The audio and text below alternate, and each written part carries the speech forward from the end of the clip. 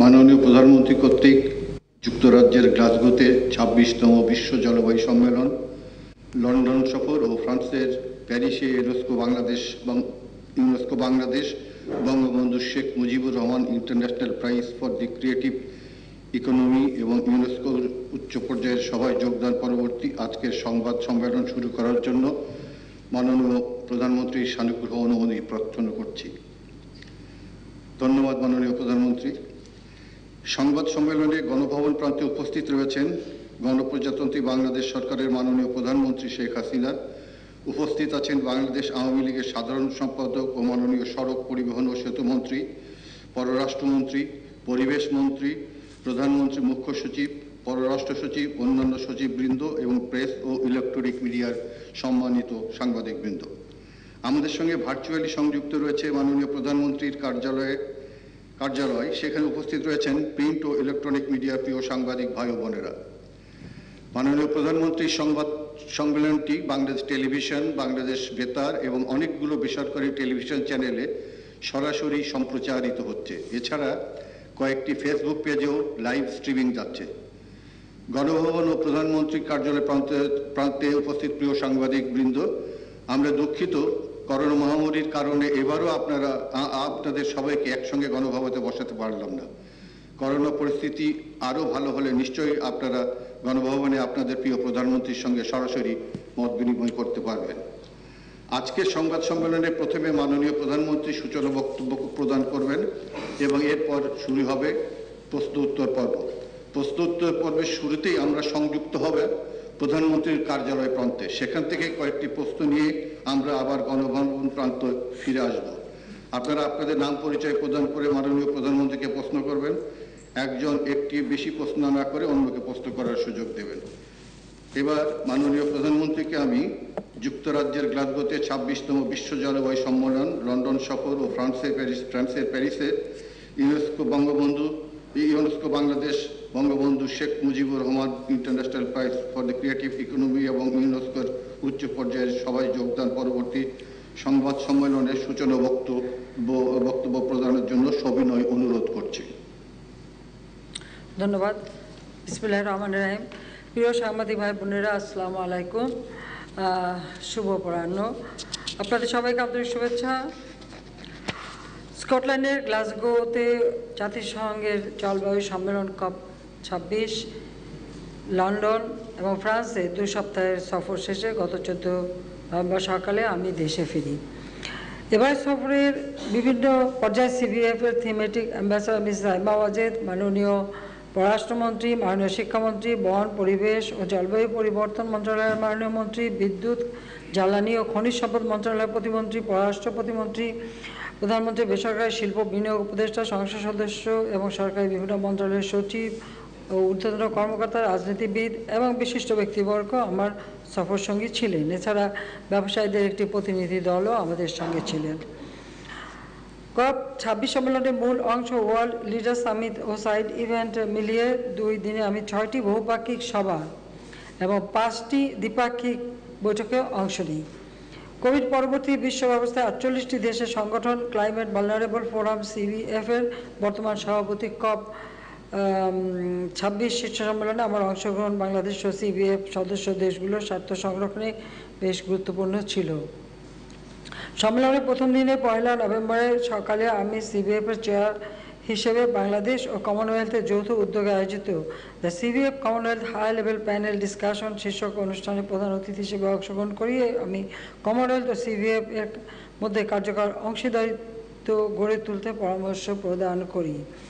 ওই দিন দুপুরে COP26-এর মূল অনুষ্ঠান ওয়ার্ল্ড লিডার সামিটে বিশ্বের রাষ্ট্র ও সরকার প্রধানদের উপস্থিতিতে বাংলাদেশের প্রত্যাশা ও দাওয়া তুলে ধরে বক্তব্য প্রদান করি। বৈশ্বিক কার্বন নিঃসরণে বাংলাদেশের দায় মাত্র 0.47% কম হওয়া সত্ত্বেও বাংলাদেশ জলবায়ু পরিবর্তনের সবচেয়ে ঝুঁকিপূর্ণ দেশগুলোর একটি বলে আমি আমার বক্তব্যে তুলে ধরি। এছাড়াও সম্প্রতি UNFCCC এর নিকট হালনাগাদ ন্যাশনালি ডিটারমাইন্ড কন্ট্রিবিউশন NDC প্রদান, মুজিব ক্লাইমেট প্রসপারিটি প্ল্যান ও Bangladesh climate change trust fund সহ বাংলাদেশ বিভিন্ন উদ্যোগের বিষয় অবহিত করি। পাশাপাশি CVF এর সভাপতি হিসেবে আমি একটি ক্লাইমেট এমার্জেন্সি প্যাক্ট গঠনের প্রয়াসের কথা বিশ্ব নেতাদের সামনেও তুলে ধরি। আমার বক্তব্যে আমি বিশ্ব নেতৃত্বকে একসঙ্গে কাজ করার আহ্বান জানিয়ে 5 দফা প্রস্তাব উত্থাপন করি। এগুলো হচ্ছে: প্রধান কার্বন নির্গমনকারী দেশসমূহকে উচ্চাভিলাষী NDC প্রণয়ন, উন্নত দেশগুলোকে জলবায়ু পরিবর্তন মোকাবেলায় অভিযোজন ও প্রশমনের জন্য 50-50 অর্থাৎ 50-50 অনুপাতে বছরে $100 বিলিয়ন প্রতিশ্রুতি অর্থায়ন নিশ্চিত করা, পরিবেশ বান্ধব উন্নত প্রযুক্তিতে ঝুঁকিপূর্ণ দেশগুলোর প্রবেশাধিকার নিশ্চিত করা, লস অ্যান্ড ড্যামেজ সহ জলবায়ু পরিবর্তনের কারণে সৃষ্ট উদ্বাস্তু সমস্যার সমাধানে একযোগে কাজ করা এবং ভবিষ্যৎ প্রজন্মের জন্য একটি বাসযোগ্য পৃথিবী গড়ে তোলা। শীর্ষ সম্মেলনের পরে যুক্তরাজ্যের মাননীয় প্রধানমন্ত্রী বরিস জনসনের আমন্ত্রণে আমি action and solidarity the critical decade শীর্ষক গোলটেবিল বৈঠকে অংশগ্রহণ করি। বৈঠকটি যুক্তরাজ্যের মাননীয় প্রধানমন্ত্রী বরিস জনসন এবং ইটালির মাননীয় প্রধানমন্ত্রী মারিও দ্রাঘির যৌথ সভাপতিত্বে অনুষ্ঠিত হয়। বৈঠকে প্রায় 30টি দেশের রাষ্ট্র সরকার প্রধান উপস্থিত ছিলেন।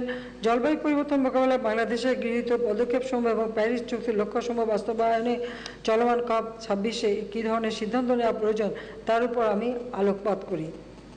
বিকেলে বিল অ্যান্ড মেলিন্ডা গেটস ফাউন্ডেশনের co-chair বিল গেটস আমার সঙ্গে সাক্ষাৎ করেন। আমি বিল গেটসকে বাংলাদেশের স্থানীয় অভিযোজন মডেলগুলোকে গেটস ফাউন্ডেশনের মাধ্যমে জলবায়ু পরিবর্তনের ফলে ঝুঁকিপূর্ণ অন্যান্য দেশসমূহে কাজে লাগানোর আহ্বান জানাই।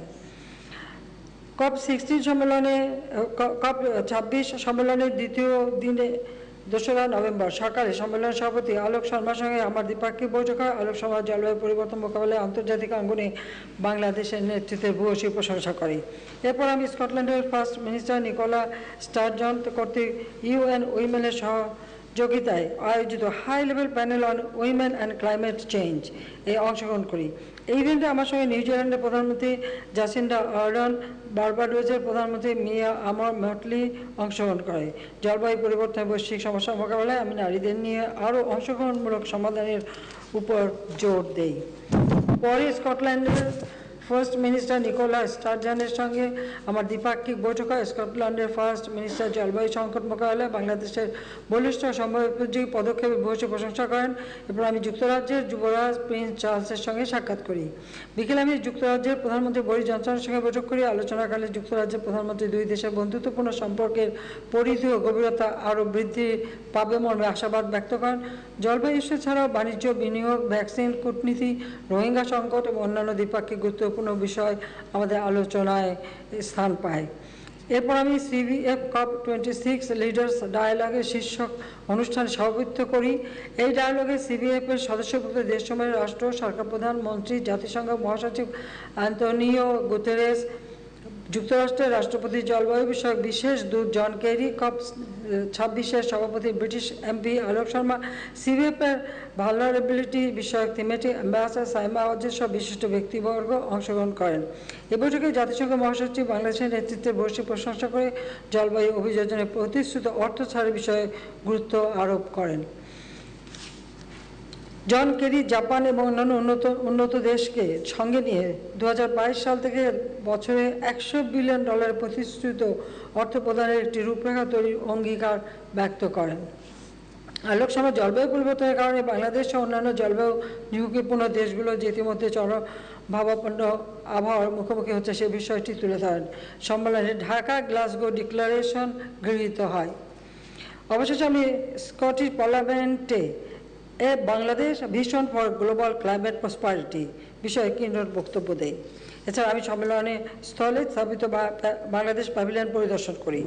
এবার COP সম্মেলন উল্লেখযোগ্য প্রাপ্তি হচ্ছে বিশ্বের রাষ্ট্র সরকার প্রধানগণ প্যারিস চুক্তি ও টেকসই উন্নয়ন লক্ষ্যমাত্রার সঙ্গে সামঞ্জস্য রেখে প্রতি বছর $100 বিলিয়ন ছাড় সহ জলবায়ু অর্থায়নের প্রক্রিয়াকে আরও ত্বরান্বিত করতে একমত হন। বাংলাদেশ সহ 141টি দেশে ২৩০ সালের মধ্যে সকল ধরনের অরণ্য নিধন ডিফরেস্টেশন রোধে প্রতিজ্ঞাবদ্ধ হয়।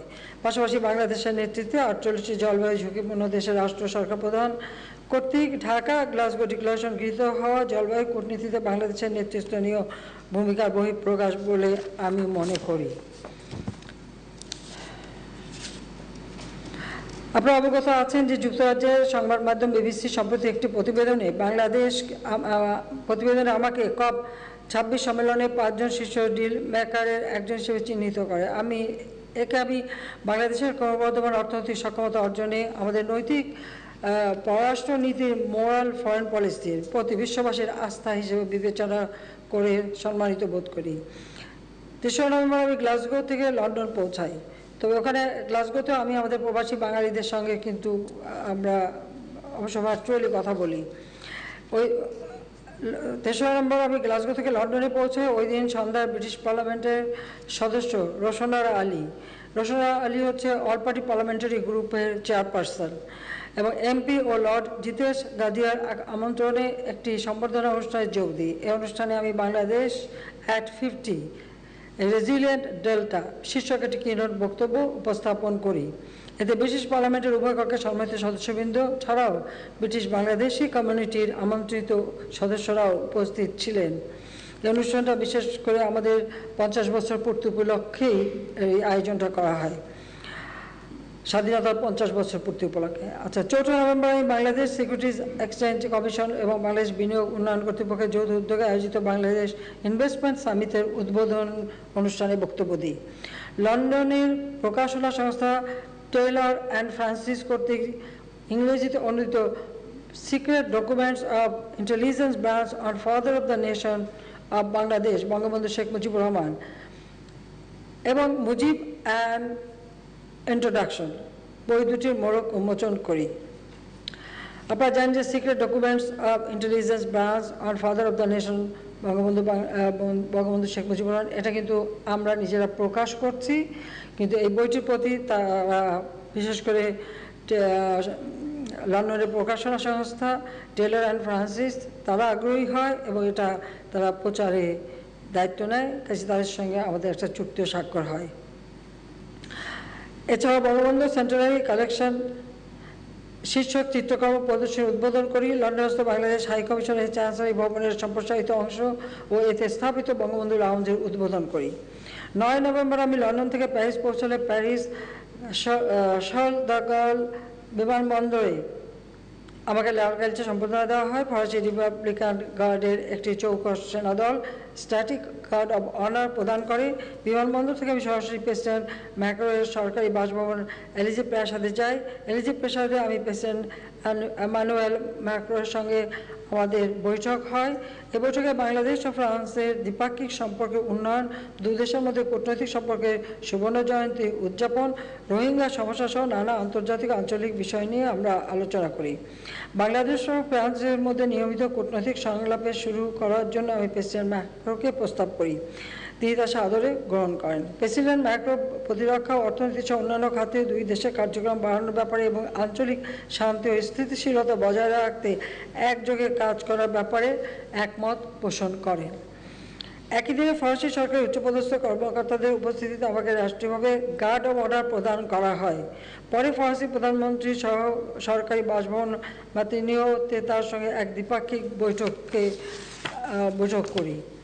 প্যারিস সফরকালে আমার ফ্রান্সের ন্যাশনাল অ্যাসেম্বলির সভাপতি রিচার্ড ফেরো এর একটি বৈঠক অনুষ্ঠিত হয়। বাংলাদেশ ফ্রান্সের কূটনৈতিক সম্পর্ক স্থাপনের সুবর্ণ জয়ন্তী উদযাপন অনুষ্ঠানে ফ্রান্সের একটি সংসদীয় প্রতিনিধি দলকে এই সময় আমি বাংলাদেশ সফরে আমন্ত্রণ জানাই। পরে ফ্রান্সের আইনসভা সিনেট পরিদর্শন করি। বাংলাদেশের উন্নয়ন অগ্রযাত্রা, আমাদের সরকারের ভূমিকা ও আমার নেতৃত্বে ভূয়সী প্রশংসা করে সিনেট অধিবেশনের সভাপতি একটি মানপত্র পাঠ করেন। সফরের দ্বিতীয় দিনে এয়ারবাসের প্রধান নির্বাহী কর্মকর্তা ডাসল্ট এভিয়েশন সভাপতি এবং বহুজাতিক কোম্পানি থ্যালেসের সভাপতি আমার সঙ্গে সাক্ষাৎ করেন। এসব বাংলাদেশের জন্য এয়ারবাস থেকে কার্গো বিমান ক্রয়, অ্যারোনটিক্যাল প্রযুক্তি বিনিময় সম্ভাব্যতা নিয়ে আলোচনা হয়। এছাড়াও লালমনিরহাটে এভিয়েশন এয়ারোস্পেস বিশ্ববিদ্যালয়ের গবেষণায় ডাসল্ট এভিয়েশনের এভিয়েশন প্রযুক্তি কাজে লাগানোর প্রস্তাব এবং থ্যালেসের সহায়তা বাংলাদেশের দ্বিতীয় স্যাটেলাইট উৎক্ষেপণ ও ভিসা চালু বিষয় নিয়েও আলোচনা হয়। ফ্রান্সের ব্যবসায়ীদের মধ্যে অন্যতম সংগঠন movement of the enterprise of France MEDEF এর একটি প্রতিনিধি দলের সঙ্গে আমি বৈঠক করি। আমি তাদের বাংলাদেশে বিনিয়োগ বৃদ্ধির আহ্বান জানাই। উপস্থিত সাংবাদিকবৃন্দ, 11 নভেম্বর আমি প্রেসিডেন্ট ম্যাক্রোর আমন্ত্রণে প্যারিস পিস ফোরামের উদ্বোধন অনুষ্ঠানে যোগদান করি। আমি আমার বক্তব্যে ক্ষুধা দারিদ্র্যমুক্ত একটি শান্তিপূর্ণ বাংলাদেশ প্রতিষ্ঠায় জাতির পিতা বঙ্গবন্ধু শেখ মুজিবুর রহমান যে স্বপ্ন দেখেছিলেন তা তুলে ধরি। এই অনুষ্ঠানে আপনারা জানেন যে ইউএসের ভাইস প্রেসিডেন্ট কমলা হ্যারিস এবং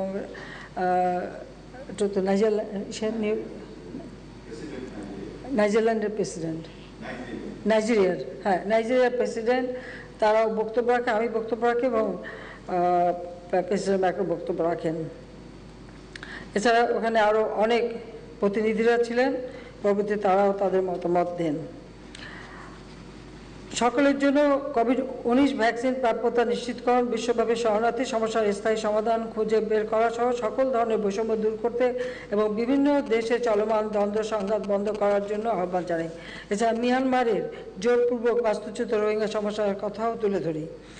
পরের 11 নভেম্বর প্যারিস পিস ফোরামের একটি প্যানেল আলোচনায় আমি অংশগ্রহণ করি। এ সময় দক্ষিণ ও ত্রিপক্ষীয় সহযোগিতা বিষয়ে বক্তব্য প্রদান করি। উন্নয়ন চ্যালেঞ্জ মোকাবেলায় প্রযুক্তিগত সমাধান সহ সহযোগিতার প্ল্যাটফর্ম হিসেবে 2019 সালে আমরা যে south knowledge and innovation centre স্থাপনের প্রস্তাব দিয়েছিলাম তা বাস্তবায়নে জাতিসংঘ, G20 এবং অর্থনৈতিক সহযোগিতা ও উন্নয়ন সংস্থাকে বিনিয়োগের অনুরোধ জানাই। 11 নম্বর ইউনেস্কো সদর দপ্তরে 193 সদস্য রাষ্ট্র ও 11 সহযোগী সদস্য বিশিষ্ট জাতিসংঘের অঙ্গসংস্থা ইউনেস্কো কর্তৃক আন্তর্জাতিকভাবে প্রবর্তিত সৃজনশীল অর্থনীতিতে ইউনেস্কো বাংলাদেশ বঙ্গবন্ধু শেখ মুজিবুর রহমান আন্তর্জাতিক পুরস্কার প্রদান করি। উগান্ডার বেসরকারি সংস্থা মোটিভ ক্রিয়েশনস লিমিটেড এই পুরস্কার অর্জন করে। আমি মনে করি মুজিব বর্ষ উদযাপনের অংশ হিসেবে বিশ্ব মানবতা ও শান্তিতে জাতির পিতা বঙ্গবন্ধু শেখ মুজিবুর রহমানের অবদানের প্রতি পুরস্কার প্রবর্তন সবচেয়ে উপযুক্ত সম্মান।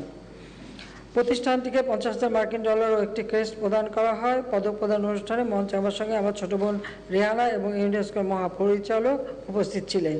এছাড়া ফ্রান্সের বিভিন্ন দেশের রাষ্ট্রদূত ও ইউনেস্কোতে স্থায়ী ডেলিগেট বৃন্দ সহ ইউরোপের বিভিন্ন দেশে বসবাসরত প্রবাসী বাংলাদেশিগণও উপস্থিত ছিলেন। 11 নভেম্বর ইউনেস্কোর 41তম সাধারণ অধিবেশনে প্রথমবারের মতো আমি অংশগ্রহণ করি। আমার বক্তব্যে আমি শিক্ষাকে মৌলিক মানবাধিকার এবং মানব সমাজের উন্নয়নের মূল ভিত্তি হিসেবে উল্লেখ করে শিক্ষা ক্ষেত্রে বাংলাদেশ সরকার গৃহীত নানা যুগান্তকারী উদ্যোগের কথাও তুলে ধরি। 12 সেপ্টেম্বর আমি ইউনেস্কোর 75তম প্রতিষ্ঠাবার্ষিকী উদযাপন অনুষ্ঠানে অংশগ্রহণ করি। আমি আমার বক্তব্যে কোভিড-19 বিরূপ প্রতিক্রিয়া থেকে প্রযুক্তি ব্যবহারের মাধ্যমে শিক্ষা খাতকে রক্ষা করার লক্ষ্যে ডিজিটাল সরঞ্জাম ও পরিষেবা, ইন্টারনেট অ্যাক্সেস, ডিজিটাল বিষয়বস্তু এবং শিক্ষকদের সক্ষমতা বৃদ্ধিতে অধিকতর বিনিয়োগ বাড়ানোর উপর গুরুত্ব আরোপ করি। সফরকালে ইউনেস্কোর বর্তমান মহাপরিচালক মিস আদ্রে অ্যাজুলে এবং সাবেক মহাপরিচালক মিস ইরিনা বোকাবোর সঙ্গেও আমার পৃথক বৈঠক অনুষ্ঠিত হয়। সাংবাদিক ভাই বোনেরা, প্যারিস সফরকালে বাংলাদেশ ও ফ্রান্সের মধ্যে প্রতিরক্ষা সহযোগিতা বিষয়ে একটি সম্মতিপত্র স্বাক্ষরিত হয়, অর্থাৎ MOU। এর মাধ্যমে আমরা আমাদের সশস্ত্র বাহিনীর সক্ষমতা বাড়ানোর জন্য প্রশিক্ষণের পাশাপাশি সম্ভাব্য প্রতিরক্ষা প্রযুক্তি বিনিময়ের বিষয়ে সম্মত হয়েছি। পাশাপাশি কোভিড-19 ব্যবস্থাপনায় €200 মিলিয়ন সহায়তা, টেকসই পানি সঞ্চালন ব্যবস্থাপনা সংক্রান্ত প্রকল্পে €130 মিলিয়ন সহায়তা এবং বিমান চলাচল খাতে প্রযুক্তিগত সহযোগিতা ও প্রশিক্ষণ প্রদান সংক্রান্ত পৃথক 3টি চুক্তি স্বাক্ষরিত হয়। কোভ্যাক্সের আওতায় ফ্রান্স বাংলাদেশকে 20 লাখ কোভিড-19 ভ্যাকসিন প্রদানের ঘোষণা দিয়েছে। এছাড়াও ফ্রান্স থেকে বাংলাদেশে বিনিয়োগ বৃদ্ধির জন্য ফ্রান্সের ব্যবসায়ীদের সংগঠন movement of the enterprise of ফ্রান্সের MEDEF এর সঙ্গে আমাদের ব্যবসায়ীদের সংগঠন FBCCI একটি সমঝোতা স্মারক স্বাক্ষর করে। যুক্তরাজ্য ফ্রান্স সফরকালে প্রবাসী ভাই বোনদের সঙ্গেও আমি মত বিনিময় করি, যদি এটা ভার্চুয়াল হয়, কিন্তু প্রতিটি জায়গায় আমি প্রবাসীদের সঙ্গে আলাপ করি, কথা বলি এবং ভার্চুয়ালি মিটিং করি। যাক, আমি আমার সফর সম্পর্কে অবশ্য আপনারা সবই অবগত আছেন, তারপর এটুকু আমি জানালাম। তো সবাইকে ধন্যবাদ। খোদা হাফেজ। জয় বাংলা, জয় বঙ্গবন্ধু, বাংলাদেশ চিরজীবী হোক। আর এবারে সবাই একসাথে বসতে পারলাম না, তবে আমার মনে হয় আমরা অফিসে কিন্তু ব্যবস্থা করতে পারতাম, আরও খোলা জায়গা ছিল আমাদের। আমি সেটা অবশ্য প্রস্তাব রেখেছিলাম, ইনশাআল্লাহ আগামীতে আমরা আবার একসঙ্গেই হতে পারবো। মাননীয় প্রধানমন্ত্রী, জি, আজকের এই হেমন্ত সন্ধ্যায় আপনাকে শুভেচ্ছা, আপনার সফলতা। আমি অন্য কোনো বিষয়ের অবতারণা না করে একটি সুনির্দিষ্ট বিষয়ে আপনার দৃষ্টি আকর্ষণ করছি।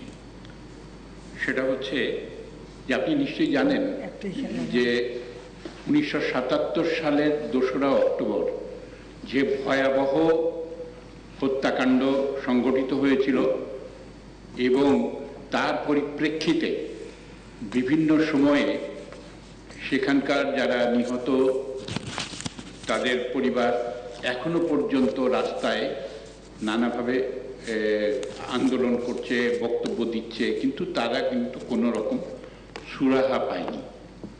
মাননীয় প্রধানমন্ত্রী, আপনি তো বলেছিলেন এর আগে যে এ ব্যাপারে, এই ধরনের হত্যাকাণ্ডের ব্যাপারে অবশ্যই একটা কমিশন হবে এবং একটা ব্যবস্থা গ্রহণ করা হবে। আমি কি আপনার কাছ থেকে এই জিনিসটার ব্যাপারে জানতে পারি? কারণ ভয়ঙ্কর খারাপ অবস্থার মধ্যে তারা কিন্তু কালাতিপাত করছে এবং একটা অদ্ভুত ধরনের হতাশা তাদেরকে গ্রাস করেছে। একই সঙ্গে এই হতাশার আরো সম্প্রসারিত রূপ হচ্ছে যে বিটিভিতে 1975 সালের 7ই নভেম্বর যে হত্যাকাণ্ড হয়েছিল, 4 জন কর্মকর্তাকে হত্যা করা হয়েছিল, তার কিন্তু এখনো পর্যন্ত কোনো ফয়সালা, কোনো কিছু হয়নি। অর্থাৎ এই জিনিসগুলো যতদিন পর্যন্ত এভাবে ঝুলে থাকবে ততদিন পর্যন্ত কিন্তু আমাদের ভেতরের যন্ত্রণা এবং ক্রন্দন এটা উপশম ঘটবে না। তা এ ব্যাপারে কি কোনো কমিশন গঠন করার কিংবা কোনো কিছু ব্যবস্থা নেওয়ার পরিকল্পনা আপনার আছে? ধন্যবাদ। অনেক ধন্যবাদ যে বহুদিন পরে হলেও অন্তত মানুষের মনে এই প্রশ্নটা জেগেছে। 75-এ জাতিপিতাকে হত্যার পর বাংলাদেশে 19টা কূ হয়, আর প্রতিটি কূর পর সেনাবাহিনীর হাজার হাজার সৈনিক এবং অফিসার এবং বিশেষ করে মুক্তিযোদ্ধাদের নির্মমভাবে হত্যা করা হয়। কিন্তু দুর্ভাগ্যের বিষয় হলো যে এই হত্যাকাণ্ডের সঙ্গে জড়িত ছিল জিয়াউর রহমান সরাসরি নিজে, এবং তারই নির্দেশ, এবং সে মানে নিজে সরাসরি এই মৃত্যুদণ্ড দিত, প্রহসনমূলক বিচার, এবং এটা শুধু ফাঁসি দেওয়া না, বলতে গেলে সামরিক আদালতে বিচার, অথবা সেখানে কোর্ট মার্শাল, এবং কোর্ট মার্শালের ফলে তাদেরকে নির্মমভাবে হত্যা করে। প্রকৃতপক্ষে কত মানুষ মারা গেছে এবং কত পরিবার তাদের আপনজনের লাশ পায়নি, বা কত, এই ব্যাপারটা কিন্তু কখনো সেভাবে কেউ তুলে ধরেননি। তো এতকাল পরে হলেও যে বিষয়টা সামনে এসছে, এটাই হচ্ছে সবথেকে বড় কথা। এবং টেলিভিশনে যে 4 জনকে হত্যা করা হয়, সেখানে কিন্তু আমার একজন ফুফাতো ভাইও ছিলেন, সে একজন ক্যামেরাম্যান ছিল, হ্যাঁ, তা সেও ছিল, এবং তাদেরকে হত্যা করে, তাদেরকে বস্তাবন্দি করে ওই টেলিভিশনে বিল্ডিং, আগে ওখানে তো আসলে ডিশ ছিল, খানা ছিল এবং পানি ছিল, বিল ছিল, ওর ভিতরে ফেলে রাখে। তার কাপড়টা দেখে তারপর তাদের 4 জনকে চিহ্নিত করা হয়েছিল। ফিরোজ কবির চৌধুরী ছিল আমার আব্বার আপন ফুফাতো বোনের ছেলে, আমার আমার ফুফাতো ভাই। তো এইভাবে কিন্তু এই হত্যাকাণ্ডগুলি ঘটেছে।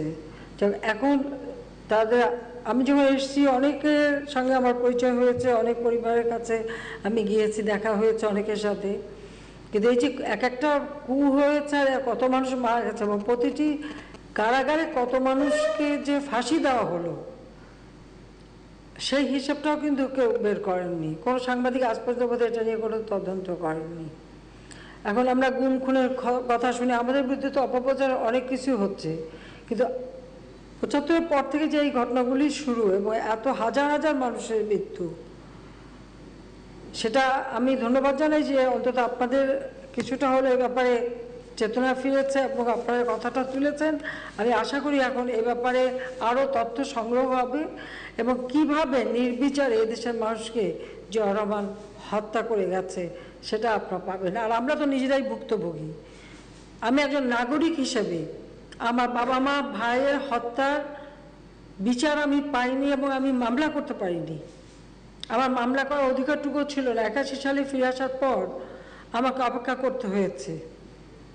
যখন আমি ক্ষমতায় আসতে পেরেছি তখনই সেই ইনডেমনিটি অর্ডিন্যান্স বাতিল করে তারপর সেই মামলা করতে সক্ষম হয়েছি। তার আগে কিন্তু মামলাও করতে দেওয়া হয়নি।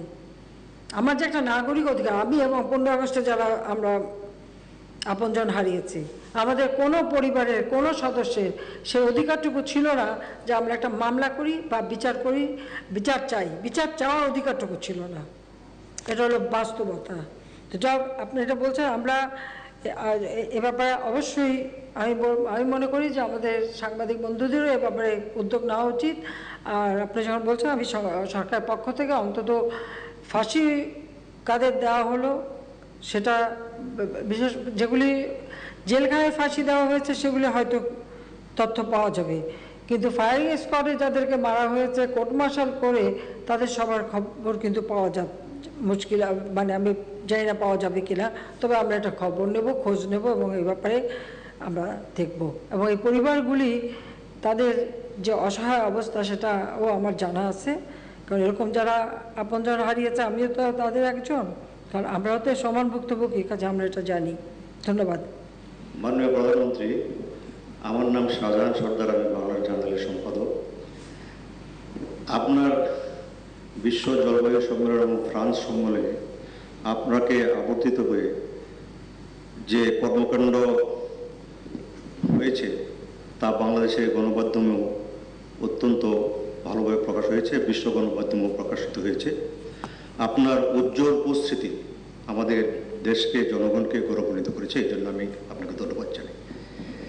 আমি আপনার কাছে সাম্প্রতিক বিষয়ে একটি প্রশ্ন করতে চাই। সেটি হচ্ছে, আপনি যখন দেশের বাইরে ছিলেন তখন ডিজেলের দাম অনেক বেড়ে গেছে, বাড়ানো হয়েছে। ডিজেলের দাম বাড়ানোর সাথে সাথে কিছুক্ষণের মধ্যেই সারা বাংলাদেশে পরিবহন ধর্মঘট শুরু হয়, যে কারণে দেশের মানুষের, সাধারণ মানুষের অনেক কষ্ট ভোগ করতে হয়েছে। এই ডিজেলের দাম বাড়ানোর সাথে সাথে পরবর্তীকালে বাসের দামও বাড়া হয়েছে, লঞ্চের ভাড়া বাড়ানো হয়েছে, সমস্ত কিছু বাড়ানো হয়েছে এবং জিনিসপত্রের দামও অনেক বৃদ্ধি পেয়েছে। আমরা জানতে পেরেছি যে বিদ্যুতের দামও নাকি দফা বৃদ্ধি করা হবে। তো এই অবস্থায় আপনার জনগণের বিষয়টি আপনার সবসময় চিন্তা আসে, বিশেষ করে কৃষকের বিষয়টি। ডিজেলের দাম বৃদ্ধির কারণে কিন্তু কৃষকেরও, আপনার অনেক কৃষক মারাত্মক প্রভাব পড়েছে। তা আপনি এই বিষয়টি একটু মিনিমাইজের বা রাষ্ট্রীয়ভাবে সাপোর্ট দিয়ে কৃষকের উপর থেকে বা জনগণের উপর থেকে এটা প্রত্যাহার করার কোনো চিন্তা ভাবনা আপনার আছে কিনা, আমি বিষয়টি জানতে চাই। দেখুন, জনগণের প্রতি আমাদের যে দায়িত্ববোধ সে সম্পর্কে আমরা সবসময় সচেতন, এবং এই করোনাকালীন সময়ে আমরা কিন্তু একবার গ্রাম পর্যায় পর্যন্ত কৃষক, শ্রমিক থেকে শুরু করে সাধারণ সকলে, শিক্ষক, মসজিদের ইমাম মুয়াজ্জিন থেকে শুরু করে কোনো শ্রেণী পেশার মানুষ নাই যাদেরকে আমরা নগদ অর্থ দিয়ে সহায়তা না করেছি, একবার না বারবার। জিনিসপত্রের দাম যাতে নিয়ন্ত্রণে থাকে বা ইনফ্লেশন রেটটা যাতে নিয়ন্ত্রণে, তার ব্যবস্থাও আমরা নিয়েছি এবং উৎপাদন বাড়াবার সব রকম ব্যবস্থা আমরা নিয়েছি। এখন প্রশ্ন হচ্ছে যে আজকে সারা বিশ্ব বাজারে যখন তেলের দাম বেড়ে গেছে, আমাদেরকে তো তেল কিনে আনতে হয়। আপনারা কি বলতে পারেন যে আমরা কত টাকা ভর্তুকি দিই বছরে? একজন সাংবাদিকও বলতে পারেন কিনা বলেন তো, কত টাকা ভর্তুকি দিতে হয় বলেন? 19,000 কোটি টাকা। 23,000 কোটি টাকা। আমি এটা হলো শুধুমাত্র ডিজেলের ক্ষেত্রে। আমি এগ্রিকালচারটা বাদ দিয়ে 9,000 কোটি টাকা বাদ দিয়ে আমি বলেছি। হ্যাঁ, ঠিকই বলছেন আপনি, ধন্যবাদ। 23,000 কোটি টাকা শুধু ডিজেলে এবং বিদ্যুৎ এবং আনুষঙ্গিক সব কিছু মিলিয়ে 53,000 কোটি টাকা আমরা ভর্তুকি দিয়ে থাকি। বিদ্যুৎ কৃষক কিন্তু তাদেরকে কিন্তু আমরা বিদ্যুতে বিশেষ ছাড় দিয়ে থাকি এবং সারের দাম থেকে শুরু করে সবই কিন্তু আমরা দাম কমিয়েছি। যে সার 90 টাকা ছিল তা মাত্র 15-16 টাকা এখন কৃষকের হাতে আমরা পৌঁছে দিচ্ছি। প্রতিটি ক্ষেত্রে কিন্তু আমরা তাদেরকে সব রকম সহায়তা দিচ্ছি। উপকরণ কার্ড দিয়ে দিয়েছি যার মাধ্যমে ভর্তুকি যায়, এই ভর্তুকি টাকা সরাসরি কৃষকের হাতে পৌঁছায়। 10 টাকায় কৃষক ব্যাংক অ্যাকাউন্ট খুলতে পারে, তাদের টাকা এদিক ওদিক হবে না, সম্পূর্ণ টাকাটা তাদের হাতে পৌঁছে যায়। তাতে তাদেরও একটা সাশ্রয় হয়, যেহেতু তারা কার্ড পাচ্ছে এবং সরাসরি তাদের কাছে টাকা চলে যাচ্ছে, তাদের যেটুকু প্রয়োজন তারা ক্রয় করে বাকি টাকাটা সাশ্রয় হয়।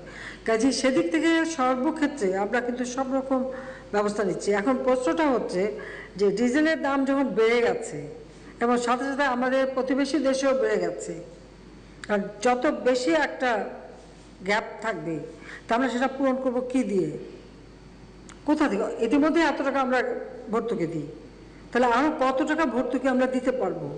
এরপর আপনি জানেন যে এবার করোনার সময় আমরা আমাদের ব্যবসা প্রতিষ্ঠান থেকে শুরু করে সকলের জন্য বিশেষ প্রণোদনা দিয়েছি। সেখানে এমনকি সুদের হার আমরা কমিয়ে অর্ধেক তারা দেবে আর অর্ধেক সরকারের পক্ষ থেকে দিয়ে আমাদের প্রত্যেকটা ব্যবসা বাণিজ্য, গার্মেন্টস শিল্প থেকে শুরু করে সব কিছু যেন চালু থাকে তার ব্যবস্থা যেমন আমরা নিয়েছি। শ্রমিকরা বেতনটা যাতে পায় তার জন্য আমরা এই বিশেষ প্রণোদনা দিয়েছি। আমাদের উপায়টা কি, উপার্জনটা কি? আমাদের নিজস্ব কি সম্পদ আছে? অনেক উন্নত দেশ আপনি যান, সেখানে এখন খাদ্যের জন্য হাহাকার। সুপার মার্কেটে মানুষ বাজারে যায়, সুপার মার্কেট খালি, জিনিস নাই। এটা আমি একবার স্বয়ং লন্ডনের কথা বলছি। কিন্তু আমাদের দেশে কিন্তু সেই হাহাকারটা আপনারা দেখেননি, সেই হাহাকারটা কিন্তু নাই। কাজে আপনাদের এটাও বিবেচনা করতে হবে যে একটা সরকারের পক্ষ থেকে, তারপর হচ্ছে আমাদের সবাই তো টাকা উপার্জন করে, ট্যাক্স কতজন দেয়? কারণ বাড়ি গাড়ি বা সম্পদ বা চাল চলন কোনো দিকে কিন্তু কোনো কমতি নাই, কিন্তু সেই তুলনায় কতজন সত্যিকারভাবে ট্যাক্স পে করে? সেদিক থেকে সংখ্যা কিন্তু খুবই কম। ট্যাক্সটা ফাঁকি দেওয়ার দিকেই সবাই নজর, এবার সেটাই হলো বাস্তবতা। তাহলে সরকারের টাকাটা আসবে কোত্থেকে? তাহলে কি দেউলিয়া হয়ে যেতে হবে? একটা বিষয় হচ্ছে আজকে বিদ্যুতের জন্য একসময় হাহাকার ছিল, আজকে তো বিদ্যুৎ সবার ঘরে ঘরে পৌঁছে দিচ্ছি, কিন্তু সেই বিদ্যুতেও তো আমাদের ভর্তুকি দিতে হচ্ছে। আমাদের উৎপাদন খরচ তো আমরা তুলতে পারছি না। গ্যাসের সমস্যা, একসময় বললো গ্যাসে দেশ ভাসে, গ্যাস বিক্রি করতে হবে। আপনারা জানেন ভালো করে 2001 সালে গ্যাস বিক্রির প্রস্তাব আসলো, আমি রাজি হইনি। কারণ এই দেশ আমার দেশ, আমার নিজের দেশ, আমার বাবা এই দেশ স্বাধীন করেছে, এই দেশের মাটি, মানুষ, এই দেশের সব কিছু আমার জানা আছে। আমি তখনই বলেছিলাম যে যারা আজকে বলছে গ্যাস ভাসে, আমি এটা বিশ্বাস করি না, আমাকে সার্ভে করে এটা প্রমাণ দিতে হবে। কিন্তু সেই সার্ভে একবারই করেছিল আমেরিকা, আর দ্বিতীয়বার করেনি। যখনই করেনি তখনই আমার সন্দেহ হচ্ছে যে ব্যাপারটা কি।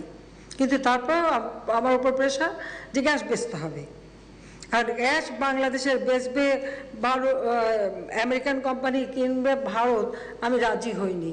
ফলাফল আমি 2001-এ ক্ষমতা আসতে পারিনি। তার বলে আমার কোনো আফসোস নাই এই জন্য যে দেশের সম্পদ বেচে দিয়ে ক্ষমতা আসতে হবে, ওই রাজনীতি আমি করি না, একটা নীতি দিয়ে করি। তো সেই গ্যাসের যখন সমস্যা দেখা দিল, আমরা LNG আমদানি করছি।